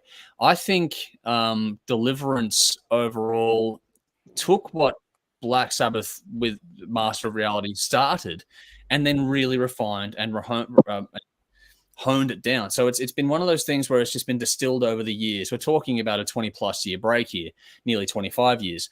But I think that what Corrosion of Conformity did with Deliverance, with Pepper coming up into the vocals and that as well, with things changing behind the scenes, they really did take when you listen through all these albums over the years, and I know there's a lot of times missing. We only did 10 albums for this process, but I just think that what Corrosion of Conformity did with Deliverance was more or less, to this point, there's more to come, but at this point in time, I'm going to say it's the benchmark for me. Black Sabbath started it. Without them, I remember all the comments coming up. Without Black Sabbath, there is no stoner rock. I get all that, but there is a difference or something to be said for starting it and really refining, almost perfecting it. And I think that's what Corrosion of Conformity done. What was a loose idea on Master of Reality is refined and given complete form and shape on Deliverance. So my vote is Corrosion of Conformity, Deliverance. All right, Jeff, over to you. Okay, look, I love Sabbath. I'm wearing a Sabbath shirt, right? But not a knock on Sabbath. Absolutely loves. Yeah, I'm not saying anyone who doesn't. Absolutely love Sabbath. But as I said, Sabbath, without Sabbath, there's no metal, period. Yeah. So it's not just stoner rock. There's just no metal at all. So, or it would have been completely fucking different. Like it would have been, if it had come along, it probably would have been sometime later in the 70s, and who knows what it would have been, how we would have got to it. But so they're the template really for all metal. But as I said before in my previous review, I don't think that it's this, Master Reality. It's a great fucking album. No question. It's fucking amazing. It just doesn't belong in this category. Because you could say, Sabbath, you could put this in fucking up against any, you could put it in prog rock and say, holy fuck, Sabbath, it's a great album. But it doesn't matter what category it's in. If it's up against another band, it's probably going to win.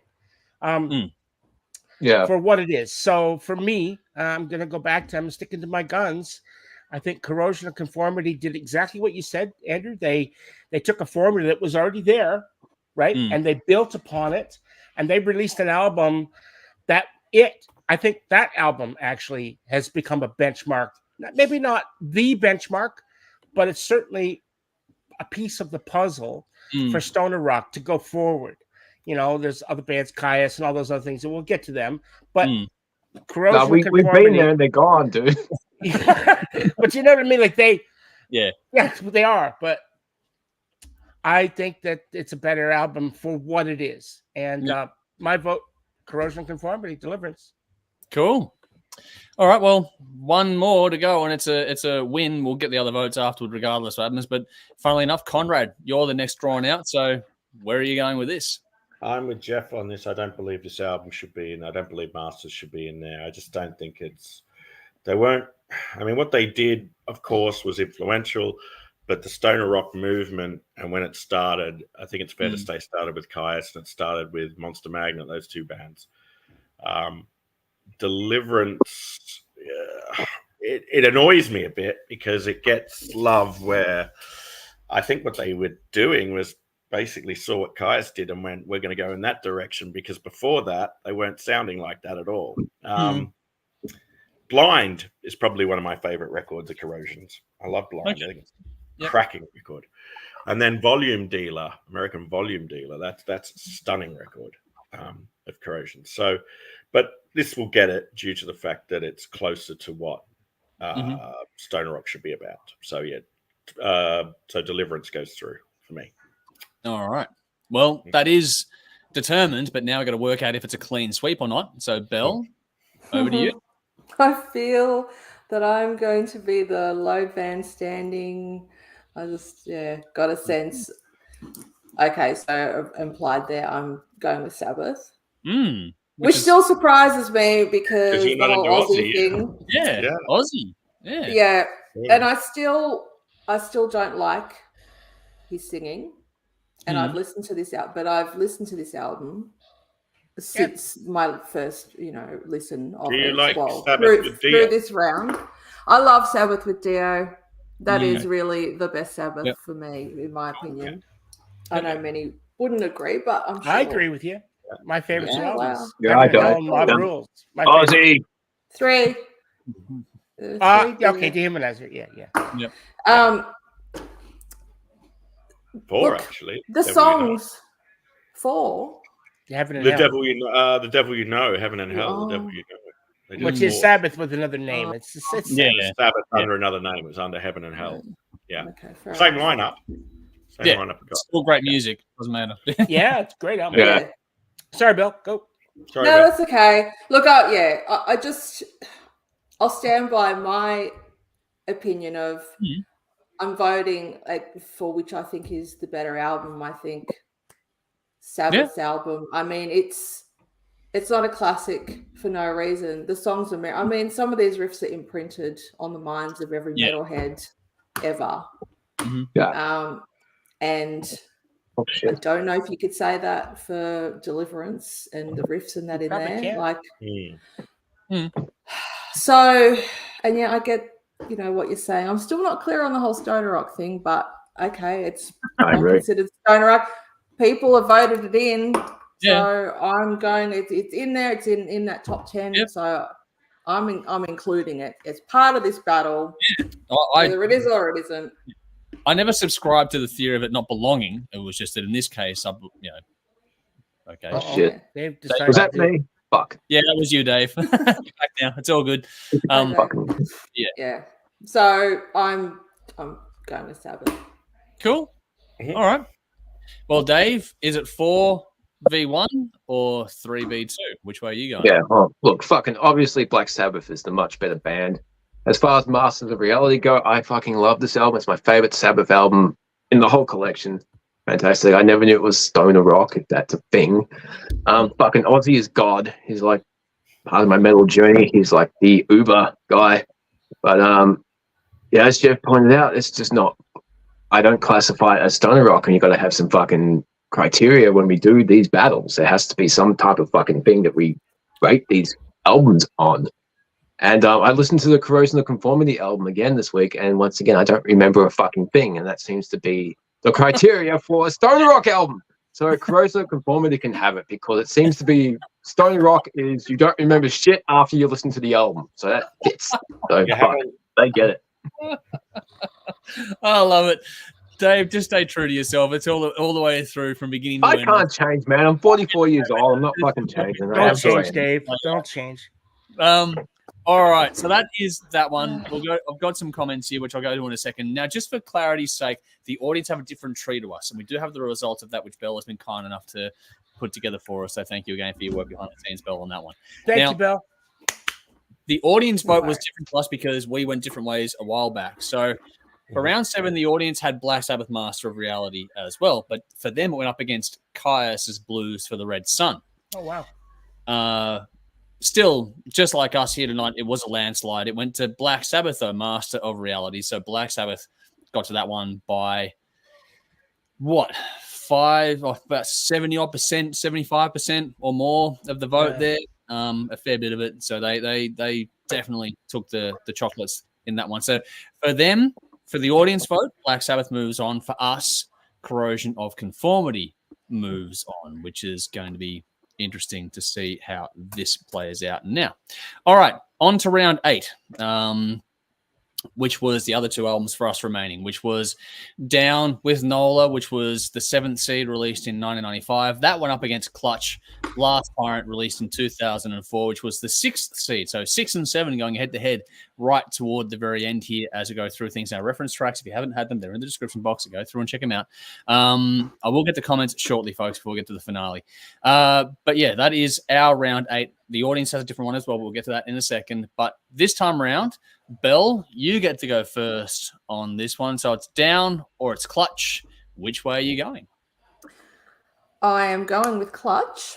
Okay. I think both albums are really cool, upbeat, groovy. It's just not what I would think stoner rock should sound like. When I hear the term stoner rock, I think Electric Wizard and that Queens of the Stone Age album. Very boring shit. Yes. Kind of, you've been there. These are just fun rock albums. So I mean, to me, it's just as surprising they're in here as what Black Sabbath. In fact, more so. Okay. That these are considered stoner rock. But Clutch, I like them the same, but I had to pick one over the other. And I think Clutch, because it doesn't have Phil Anselmo on vocals, and I prefer. Hey, whatever you think. I don't dislike his vocals, but they're just a bit samey. They get a bit samey, and they sort of annoy me. Not like an Aussie annoying, but I'm just. I find the other guy, the clutch guy, more pleasant to hear. Mm-hmm. Cool. That's it. All right. Well, one for clutch. Jeff, where are you going? Well, these are both crackers. These are both crackers. And for me, I think one of them, held up against each other, just for me, stands up more in the stoner rock for me. And I think it's a brilliant, and I think it's a beautiful album, and it's got some just amazing shit on there. And I'll put it better than Misery. I'm going fucking down with Nola. It's just a brilliant album. And I think that it is, to me, maybe not the epitome of stoner rock, but it's close. So cool. All right. Short and sweet. Yeah, no, that's all good. We're moving along now. All right. So it's one apiece. Conrad, over to you. I agree with Jeff here that I think that Down is probably closer. This Down record is probably closer to what stoner rock is, undeniably. But I cannot go past Clutch's Blast Tyrant because it's just it's Credence on steroids. Yeah, I said that. And it works. Yeah. And it works, and it's so good. I mean, this is where prior to this record, this is where they changed their sound. I have to admit. Yeah. They changed their sound on this album, and this is where they went to a bar in New Orleans and sat there drinking moonshine for 6 months and soaked up the atmosphere, and just got all that whole blues injection into them, and it worked, and it paid off. So I'm going Blast Tyrant, although it's not traditionally what I would call stoner rock. It is nevertheless a cracking record, and you can't help but sing along and tap your foot and nod your head to it. I played Cypress Grove on my radio show last night, so nice. Yeah. So for me, it's Blast Tyrant by Clutch. Nice. There's only Dave and myself left. I've got the next draw out. So for me, it's just an interesting one because they're two very different albums. When you think about the whole stoner rock thing, they're two very different albums, two very good albums, but two very, very different ones.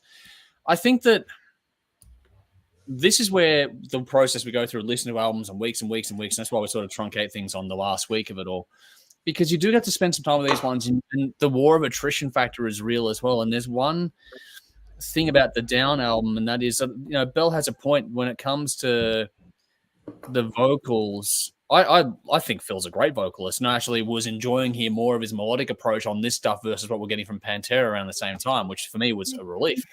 But I think at the same time, it feels the Down album, while I get that it's such a benchmark album, in the context of things, it's funny because it throws back to Black Sabbath in so many ways, because you've got the cough at the start of the album, and Nola has the bong hit and all that kind of stuff going on. Like, there's all these very much in-your-face references going on to what the whole thing is about.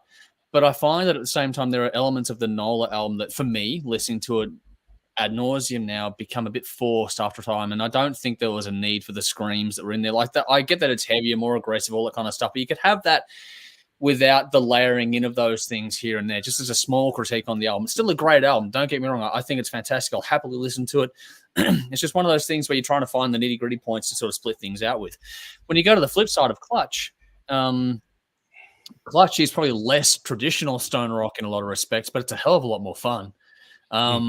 It's got something about it that it's funny that Dave will probably mention, an album that, he doesn't remember anything about again in a second. But for me, there are songs on both these albums that stay with you for forever. But I think the Clutch has it's more fun, and it's hard to deny the energy that comes from that and the pleasure you get from just spinning it. I like Down. I think it's a great project. I look forward to more work from them because there's rumors of them working on more music at the moment. But I just think that for me, I'm going to go with Clutch because it is more fun. I think that the diversity on the album, whilst it's much less of the traditional quote-unquote stoner rock album these days, I just think that for me it's one that is more engaging, more entertaining from start to finish. It doesn't overstay its welcome. It just sort of is about right in terms of what they've got diversity-wise, how it breeds and flows and moves. So in terms of album craft, I'm going to give it the nod on that front for me. There we go. So that is me, Clutch. So that determines the winner. But now we have to get the final call here. So Dave, which way were you going to go on this one? Yeah, Clutch. Simply just for one fucking song, The Regulator. I'm a big fan of The Walking Dead, and that song in that show was cool. So it wins because of that. I've been a big fan of that song for a very long time. I haven't heard the rest of the album. So yeah, it gets that. I really don't care, but Clutch can win. All right, there we go. So we, for us, have Clutch moving on. So the finale for us will be Corrosion of Conformity versus Clutch in a moment. Before we get to that, the audience round 8 was Clutch Blast Tyrant. So that album made it through to go up against Monster Magnet Power Trip, which is a much more like-for-like kind of battle, which was shown in the voting because it was about a 45 to 55 percentage points split in the end on this one, and Clutch won there as well. So we are still on track with the audience on that side of things, just not on the other one. So Clutch just beat Monster Magnet Power Trip, but it wasn't much in it. It was like literally maybe 10% in the voting there to determine a winner on that one.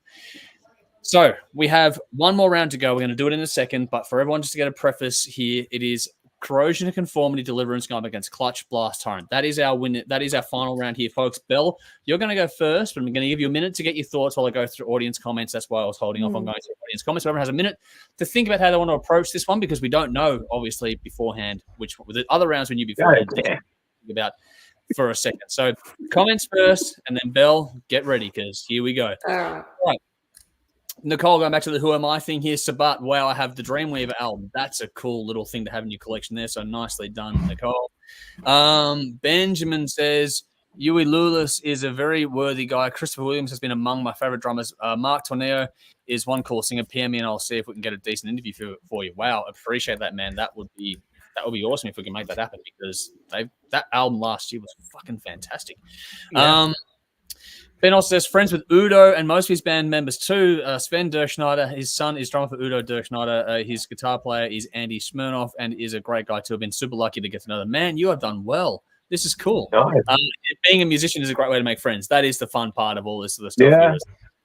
Yeah. Michael says, are you doing a poll to see who likes and validates stoner rock category? I'm not sure. Be interesting to see. I don't know.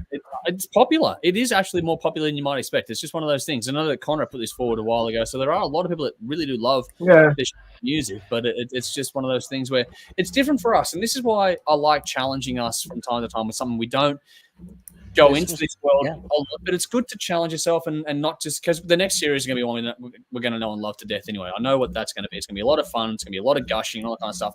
It's good to get these ones that are a bit more challenging and test your limits and expand because we've noticed, Dave and myself in particular, going over so many years of the show that your taste and your ability to take things in really does shift the more you expose yourself to different kinds of music. Just because you don't like it for now, give it time and things might just shift on you. Not everything, and it doesn't have to be, but just keep an open mind to most things.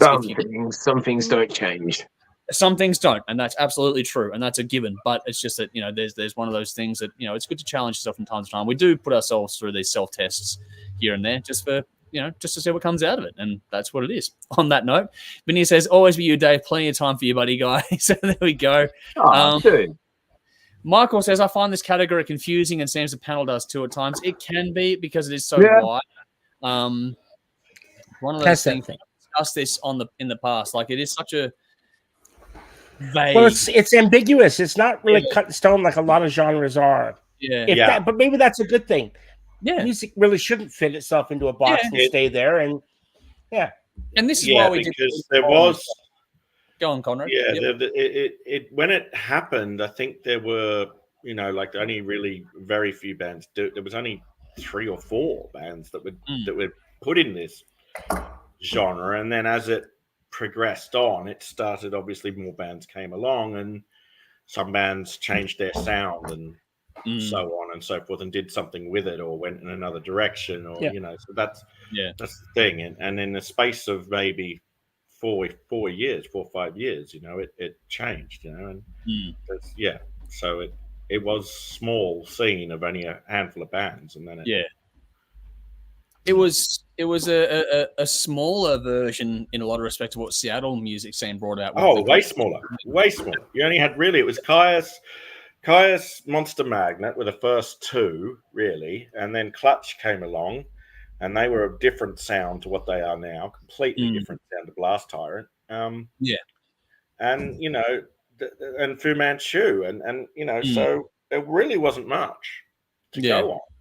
If we defined it more in the California desert rock kind of category, to be maybe a bit more uniform, but we just polled the audience on this one anyway. It also didn't help with things like Kaya splintering off into Queens of the Stone Age, and it's also sort of because they split off. There's even a Caius record called Caius Queens of the Stone Age. The last thing they did was called Caius Queens of the Stone Age. And I would have loved to have seen Sky Valley in here, and I'd like to have seen Dopes to Infinity in here.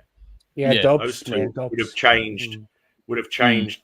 I think those two are the two, probably the two best stoner rock albums. Those two records. So there you are. That's that. But we did leave it up to the audience, like we do with all these polls. This is all audience-based stuff.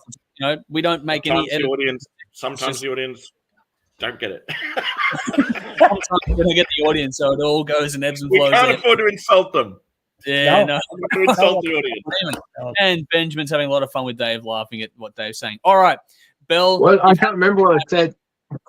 I don't know anymore either, but it's the final now. It is it. This is it. It's Corrosion of Conformity, Deliverance, Clutch, Blast Tyrant. Those are the final two for us. Bell, have you picked a winner? I have picked a winner, but I was very interested in what was just being discussed there, because I too have been confused by this whole genre, and I thought perhaps going into this, because I don't know a lot about the genre.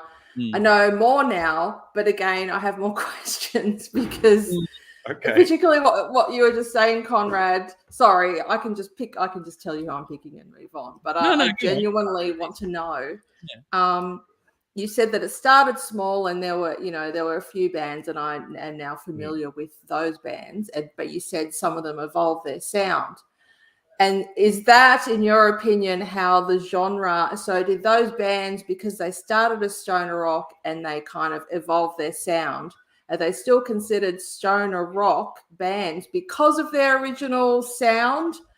Well, this is where their sound, new sound, even though I am not the gatekeeper on the genre. No, but you know more than me. I will say that yes, the earliest, like the Caius stuff and the early Clutch stuff and the Monster Magnet stuff definitely was closer to what stoner rock is originally, and yes, it then changed with Caius.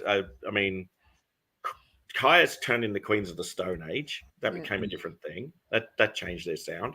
Yep. Clutch changes their sound on Blast Tyrant. Monster Magnet go for a much more commercial rock, radio friendly vibe. Mm-hmm. So all of those bands they kind of change their sound, and it. But does stoner rock still exist? Or is stoner rock kind of dated to a particular era? It does, but I have to admit it is dated to the era before those bands changed. Yes. Yeah. Before they changed, yes, it would be considered stoner rock before those bands changed. And then you have Doom, stoner rock, and then you have Doom. And Doom is more depressive and probably more ringing out on one note for a lot longer.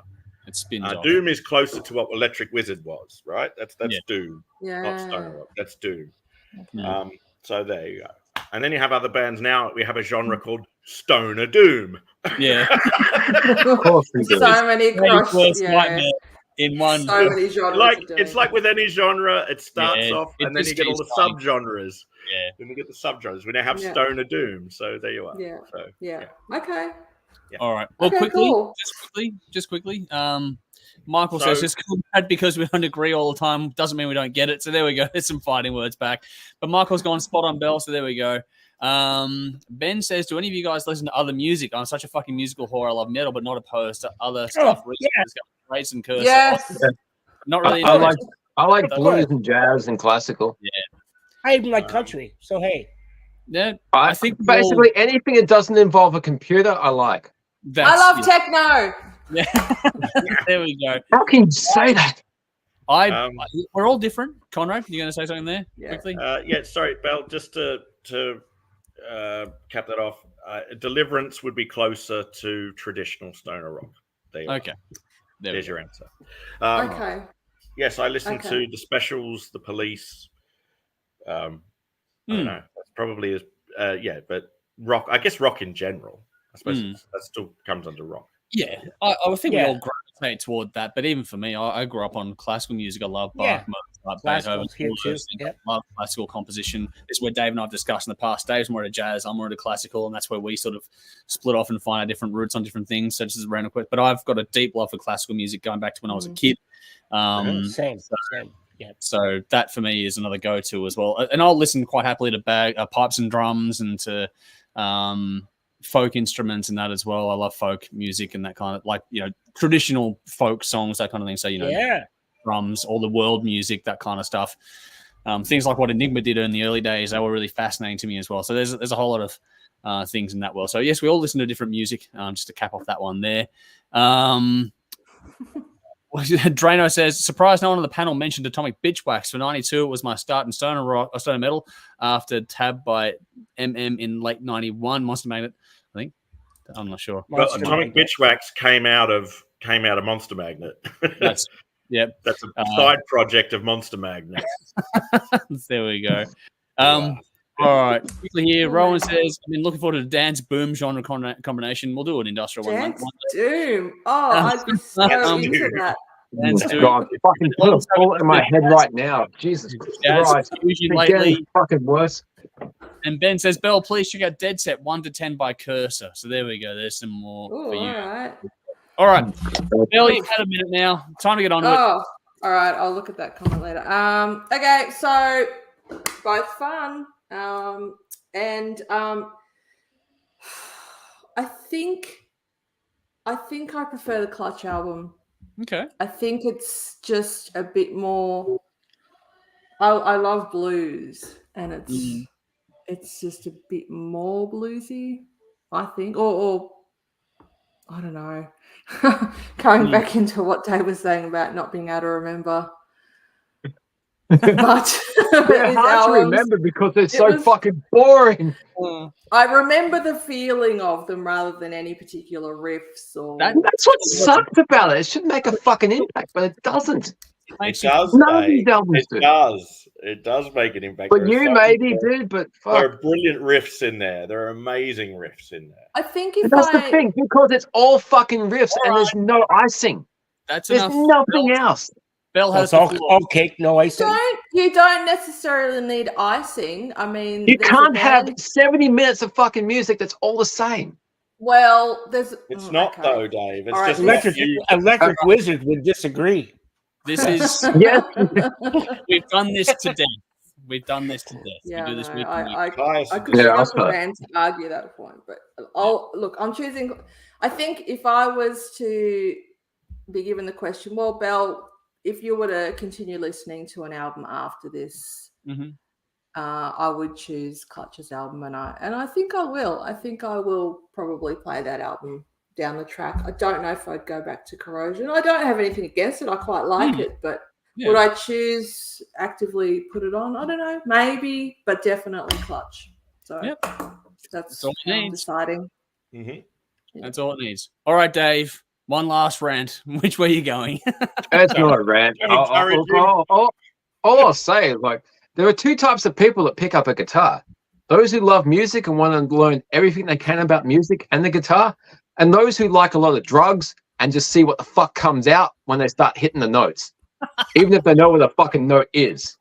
And that is pathetic because, Jesus Christ, there is so much to learn when you pick up a fucking instrument. Jesus Christ, respect what you fucking love.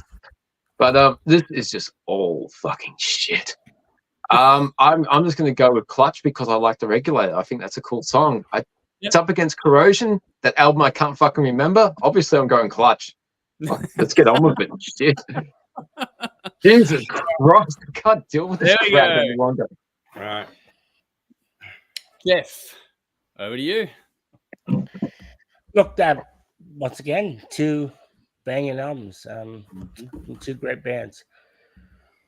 I am really leaning the other way, guys. I think Clutch is a very diverse sounding album. It's probably a little more upbeat in a lot of ways, but there's something about Corrosion's Deliverance that really, for me, epitomizes a southern rock, and that sort of lends itself to, like I said before, I got a real Leonard Skinner vibe from the vocals. I could hear.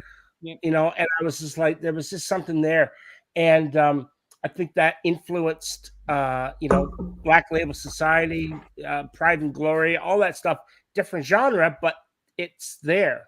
And, but then all those instrumentals are just fucking beautiful on that album. I really, really like them. So, yeah, obviously it's not the popular choice tonight, but for me, I'm going with the album that I would go back to again and again, and that is Deliverance. Cool. All right. Sorry, I was making a note there of something that's popped in my head randomly as a different thing to try later on, but that's random thought. All right, for this battle series, I get to go next, which means it's actually kind of feeling that Conrad will get the final call on this whole thing because it's actually really nice to do that. The way it's randomly worked out, which is cool. But I'm going to go. So, Jeff, you have Corrosion.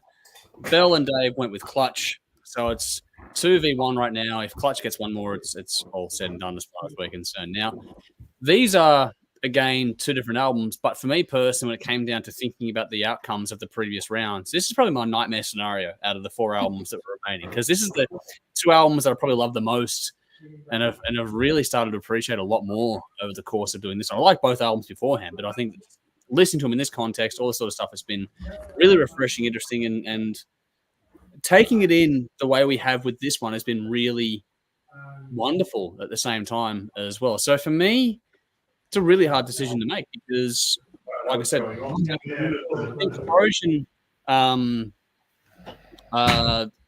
they did something incredibly special with their album, and they've got some depth, like that whole Lynyrd Skynyrd that you mentioned, Jeff. The storytelling of the songs in particular is emotive and deep and meaningful. Clutch is much more fun, energetic, and contagious. Yeah. Still great stories, but very different feels and vibes on both albums. And so it comes down to, I would listen to both these albums happily tomorrow, even though I've listened to them for the last 2 months. I would be happy with both of them. They're both fucking fantastic. But the flip side is, do you go for the fun or do you go for one that I think in the grand scheme of things, so I said before that what Black Sabbath started, I think Deliverance in this context and the albums we've had to choose from probably refined to a much neater point. So I'm going to go with you, Jeff. I'm going to go with Corrosion of Conformity. Right. I love Clutch's album. I think Blair Tyrant is an absolute fucking beast. It is. But up against Deliverance, I'm with you. There's something about that album that just speaks to me. And the more time I've spent with it, even though I liked it when it first came out, the more time I've spent with it, the more it's gotten a hold on me. And Clutch is fun. It's one of those things, but there's something more visceral in what Corrosion did with Deliverance that to me is just a pivotal album in this whole thing. Yeah. And so it's interesting to see where this goes next. But that means that, Conrad, you will actually have the winning vote, the final vote on this whole bloody thing. It all comes down to you. So is it Clutch or is it Corrosion? And which way you go? Kind of fitting, actually. Yeah, because he's the one that's right. It's come back around full. I like this. This is very, very difficult because one doesn't define the genre. I don't think Blair Tyrant really sums up the stoner rock genre because they changed their sound on this record, and it is a departure away from stoner rock. It is a departure away from it. It's going for a more southern blues boogie feel. Yep. As I said, like Creedence on steroids, So for that reason, because it's a departure away, I think therefore it's only fair to award this to Corrosion of Conformity Deliverance for that reason. Due to the fact, they're both very different records, but it would be truer to the genre to give it to Deliverance. So therefore, because of that reason. However, I would encourage you all to listen to Volume Dealer, America's Volume Dealer by Corrosion, which is a much stronger record, much better record. Mind you, they developed over time. They had 2. I think that was 3 records later. I think Volume Dealer was like 3 records later. But it was a cracker. It's a brilliant record. So if you like Deliverance, check out American Volume Dealer. That's record. More sing-along. And I would also encourage everybody to check out Dopes to Infinity by Monster Magnet and Caius's Sky Valley, because those are the records. Those ones are the records that really are the ones that are more stone rock records. Couldn't agree more. Those are the big ones. Those are the big ones. Those are the classic stone rock albums. So check those out for all that aren't familiar with the genre and you want a better taste. That's a better taste. All right. So yes, there you go. All right. No, I'm not going to. You know that. I know. Just you should broaden your horizons, Dave. Broaden your horizons. Try broadening your horizons. How many fucking weeks have we been back? I tried. I can't do any more of this shit. I can't. Andrew. I need to remember something I listen to, and I really can't. I think you would. Like Black Sabbath is the only album I really care about. All right. Did you get that, Belle? Got it. Thank you. All right. We do have an audience finale to wrap up as well, so I'm going to go to the audience finale here. Now, for the audience tree, they had Black Sabbath Master of Reality at the very end going up against Clutch, Blast, Tyrant. So it's funny how we both, the audience and us, had Clutch, Blast, Tyrant. It was just whether it was going to be Black Sabbath or it was going to be Corrosion of Conformity. It's funny how in both contests, Clutch lost out.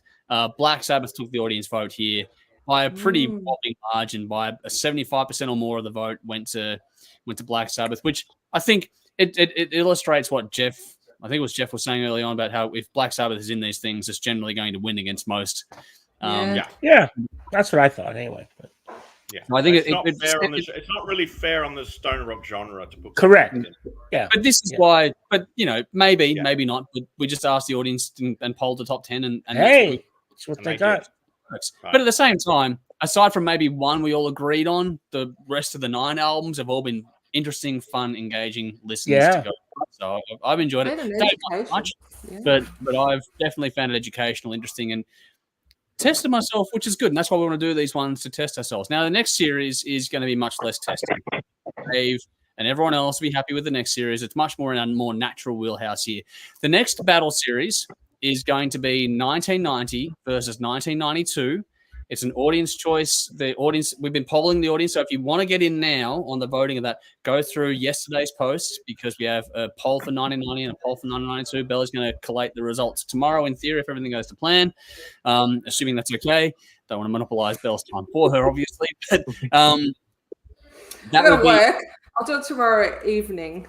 That's fine. That's cool.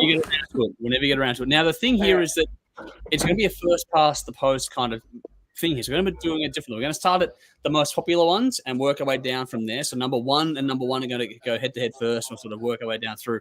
And whichever year gets to 5 wins is the one that takes out. So it's first past the post category. We'll see how it all sort of works out. But it's 1990 versus 1992, just to sort of see what happens in this context. Now, we didn't go with 1991. We polled the audience for, what was their favorite years in the 90s. 91 was by far the most popular. 1992 actually the same percentage, putting these 2 years against each other, because 91, we can do our own thing on 91, but 90 versus 92 is a more interesting battle. We couldn't split them in the audience polling before, so I figured let's put it down to this way of doing it and see what happens as it all comes out.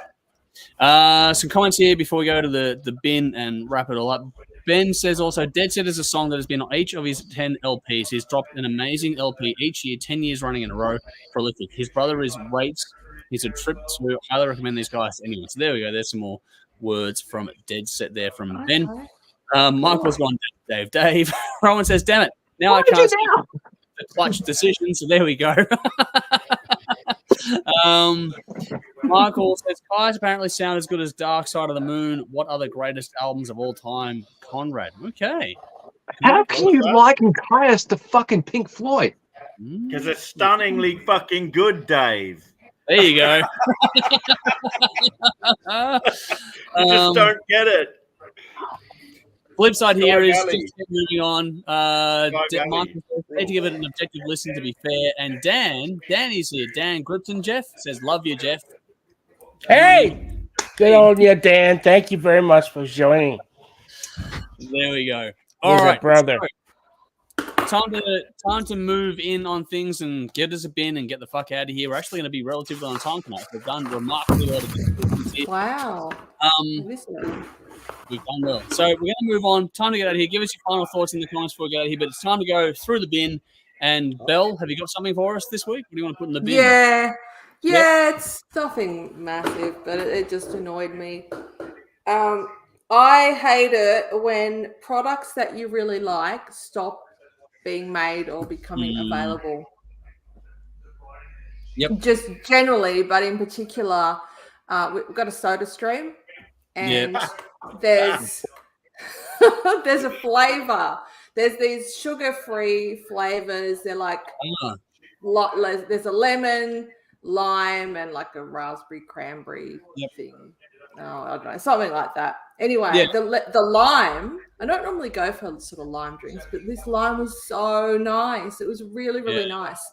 And I haven't been able to find it anywhere. I think it's stopped being made because even the spot for it on the shelves it's not like it's there but empty. It's gone.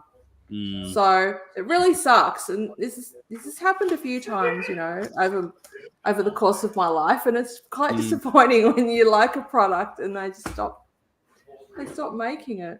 Yeah, I get that. I think we've all been there. You get addicted to something. You get addicted to something. Yeah, that'll be worse, but no, I wasn't addicted to it. I miss the biking bars. They were fucking cool. They were full of galore. Passion fruit calippos. Oh wow! Yeah. Passion fruit calippos. No man, lemon They are the were the best. bomb. Wow! We're going back in time. They were the bomb. Oh shit! All right. Polywaffles disappeared. Not that I haven't really got into them, but Chiquitos. what if I wanted one randomly? Yeah. Can't have it. So much stuff. Is that me that's cut out? Oh No. What else do you... Is Andrew frozen? I don't know. He's thinking about his peanut I bar. think Andrew's frozen. I'm back. Come back, dude. There you are. I thought it was me because everyone disappeared. I thought it was me. Oh no. Yeah, I can. I don't know how, why, but anyway, Jeff, that's a good break. What is your bin for the week? This whole storm in a teacup bullshit over Sam Kerr and what she supposedly she said, and so what? She called him a stupid white bastard. Fuck off. Who cares? Get over it. Big deal. Maybe he was missed being that whole dick. thing. He was being a dick. The cop was being a dick, and she just called him out. And now she's getting like her whole career. They're talking about taking away her sponsor, and all this stuff just because. It's not like she fucking killed somebody. Get over it. Fuck.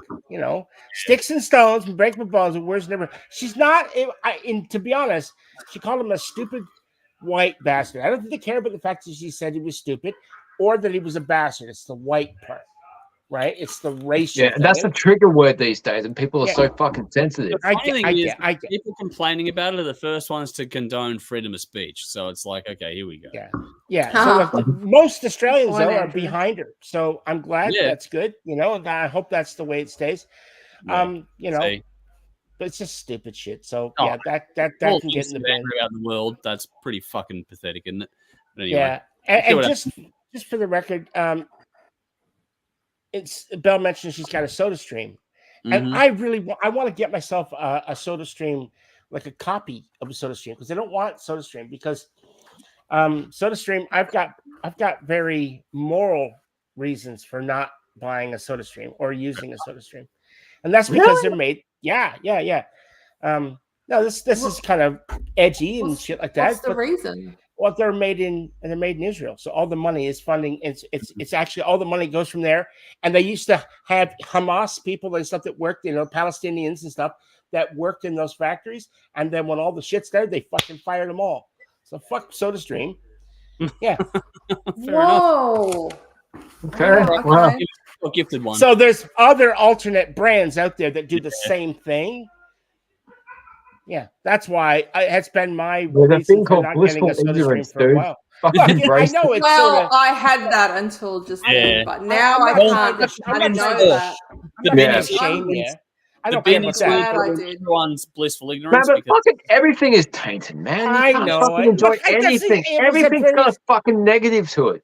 It's all right, true, well, it's true. we're gonna Let's just cycle, live in a That's fucking me. cave. we're gonna That cycle wasn't in the through. bin. That was just me commenting. Anyway, Yeah. Conrad, what have you got? Come back to me. Sorry. Okay. Dave, what have you got? No, I didn't have a bin this week. I've got just fucking bad karma. Like what you put out into the universe usually gets thrown back to you. Just bullshit. Usually in stones in your world. So Yeah. I can't do anything fucking nice without God trying to kill me. I'm getting that Cradle of Filth t-shirt. Jesus, Well, is a cunt. perhaps you shouldn't be We'll get those insulting fucking nuns God. shoving the crucifixes Perhaps up. stop insulting God. Hey, he Well, fucking started look, it, man. yeah, I could yeah. fucking lay out a on, whole guys. bunch of shit. He Enough. started it. He Enough. started it. that's enough. I'm putting my He foot who down. walked I'm on. sideways going to Done. Bangkok. That's all. Okay. Enough. So Conrad, do you have He a bin? started it. Do you have a bin, Conrad? I'm trying to think. Oh God. Actually, Jeff set me off on something. all right. Sorry, man. There's a play here. There's a play here in London with Kit Harington. Who, Okay. Oh, Kit yeah. Harington, Game of Thrones. Jon Snow, Game of Thrones, Kit Harington. Play here in London, and they have excluded white people from the audience. What? Yes, white people have been excluded from the audience because it's apparently the black people in the audience do not want to suffer the white people gaze. That is the word from the people who have decided exactly to ban white people from the audience, so they're excluded. This is racism on another level. It's reverse racism. Yeah, it's racism. Period. But it goes both ways. The door swings both ways. And basically, they're excluding white people from the audience for these shows. I don't know how many shows it's going to run, but Kit Harington's white. I don't get it. He's not like he's in blackface or something. I don't know, but Kit Harington's white. Last time, anyway, sounds fucked up to me. White people have been excluded from this play in London, which I just think is fucking ridiculous. You're just creating more problems by doing this. It's not worth doing things like that. It's just silly, outrageous. All right, that's my bin. Cool. Yeah. My one's petty and good. I like petty bins. Every week on Friday, you get your Spotify release radar thing for those of you that have a Spotify subscription.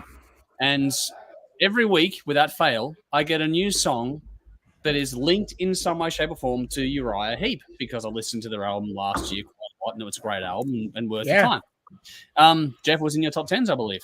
Now, that Uriah Heep album is fantastic. The problem is that what happens a lot on Spotify, and I'm assuming other platforms too, for that matter, is that artists that have nothing to do with that band use that thing as a, collaborative artist in their credits to piggyback on the back of the success. So, for example, Uriah Heep, in my experience with Spotify feeding me new songs via its algorithm, is that it's like 3 or 4 names as the artist, so it's like a collaborative track, but it's always rap or dance or something completely alienating from what I listen to 99.9% of the time. I might listen to the occasional Insane Clown Posse track, or Cypress Hill track or something like that, but not often. But to get these things because they're linked to Uriah Heep when they actually sound nothing at all like anything I listen to ever is kind of getting infuriating when it's been happening for a couple of months now. Fix your shit. That is really something that is bad for everyone involved. It's a petty bin. I think that it's just something that stop hijacking or piggybacking the success of other artists just because you want to get somewhere.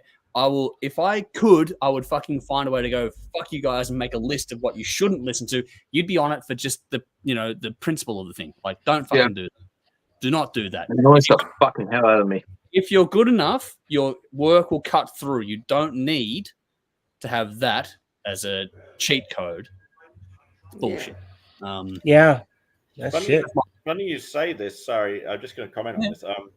This is slightly, it's not off topic. It's slightly similar to what you're saying. The lead singer of Getting Back to Stoner Rock, singer of Caius, John Garcia, won a Grammy for a dance because his voice was used on a dance track. Some dance artist used his voice.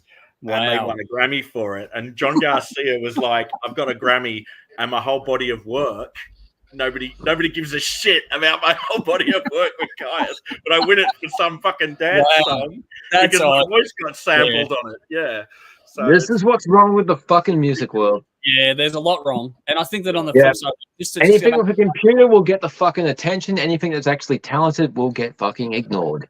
I don't believe Great in that. job, people. We'll see how it plays. No, it's a fact. Just to circle back on the Uriah Heep thing that I mentioned, Uriah Heep aren't actually on the track at all. It's just they've used the name.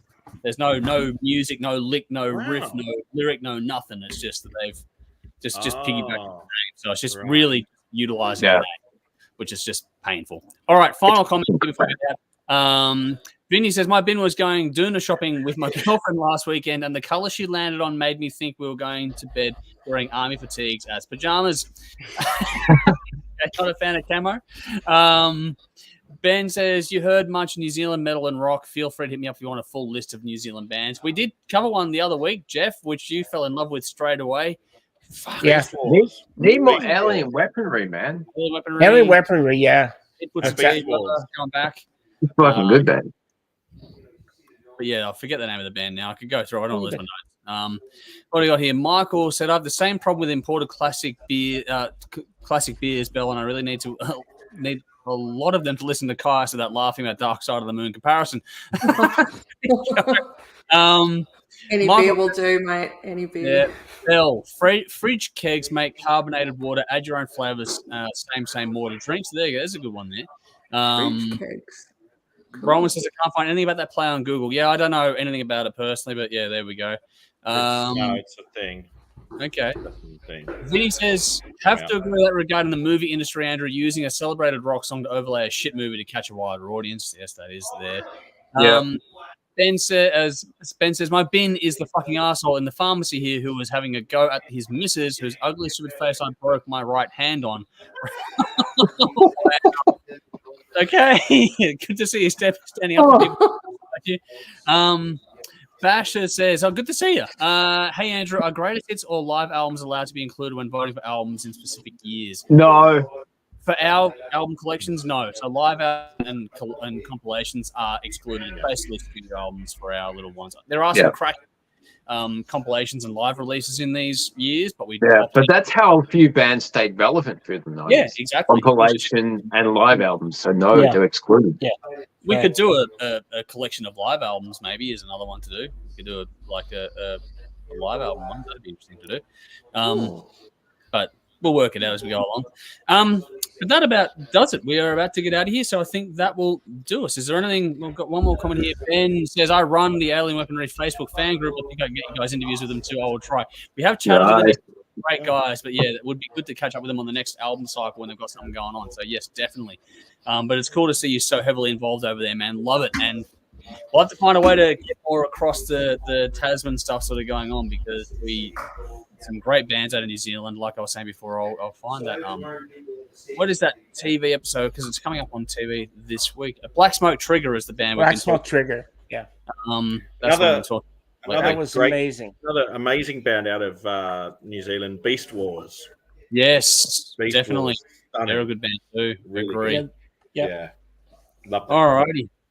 So next week we're going to do 1997. We're going to do our 1990 versus 1992. We're going to kick off that series and a whole lot more as well. Next week's Who Am I is going to be. I didn't cover that before, did I? Next week's Who Am I? Where is it? It's got to go down first. I think it's Jeff. From memory? Am I up? Okay. Oh. I think it's Jeff. Give me 1 second. That way you can't pick it, dude. You won't win this week. I've gone too far, I think. Yeah, I've gone way too far. What the hell's going on here? Losing my place. This is why I didn't want to change notes, but I did it and now fucked myself up. So that's what happens, unfortunately. All right, yeah. So next week it is Jeff's turn. It goes Jeff, then Dave, then Conrad. I did a draw out of the order. So we're doing the Who Am I? Who am I? Yes, Jeff, you're doing Who Am I? Remember, we wanted to exclude albums. We'll do albums as the next cycle around, but just do a band, an individual, or whatever. You can do whatever you want. Okay, gotcha. So that's next week, along with 997 and 90 versus 92, the first round of that, and everything else in between. So it catches on telly Thursday nights, 10:30 p.m. Channel 44 in Adelaide. Saturday nights, Channel 31 in Melbourne, 10:30 p.m. as well. Local times there. Catch those on TV or online at ctvplus.org.au or via the CTV Plus app. That's CTV with a plus sign. Got a lot on Patreon. People get involved because there's a lot happening there too. And if you be so kind, I could really use some more help in Patreon. So if you haven't already, check it out.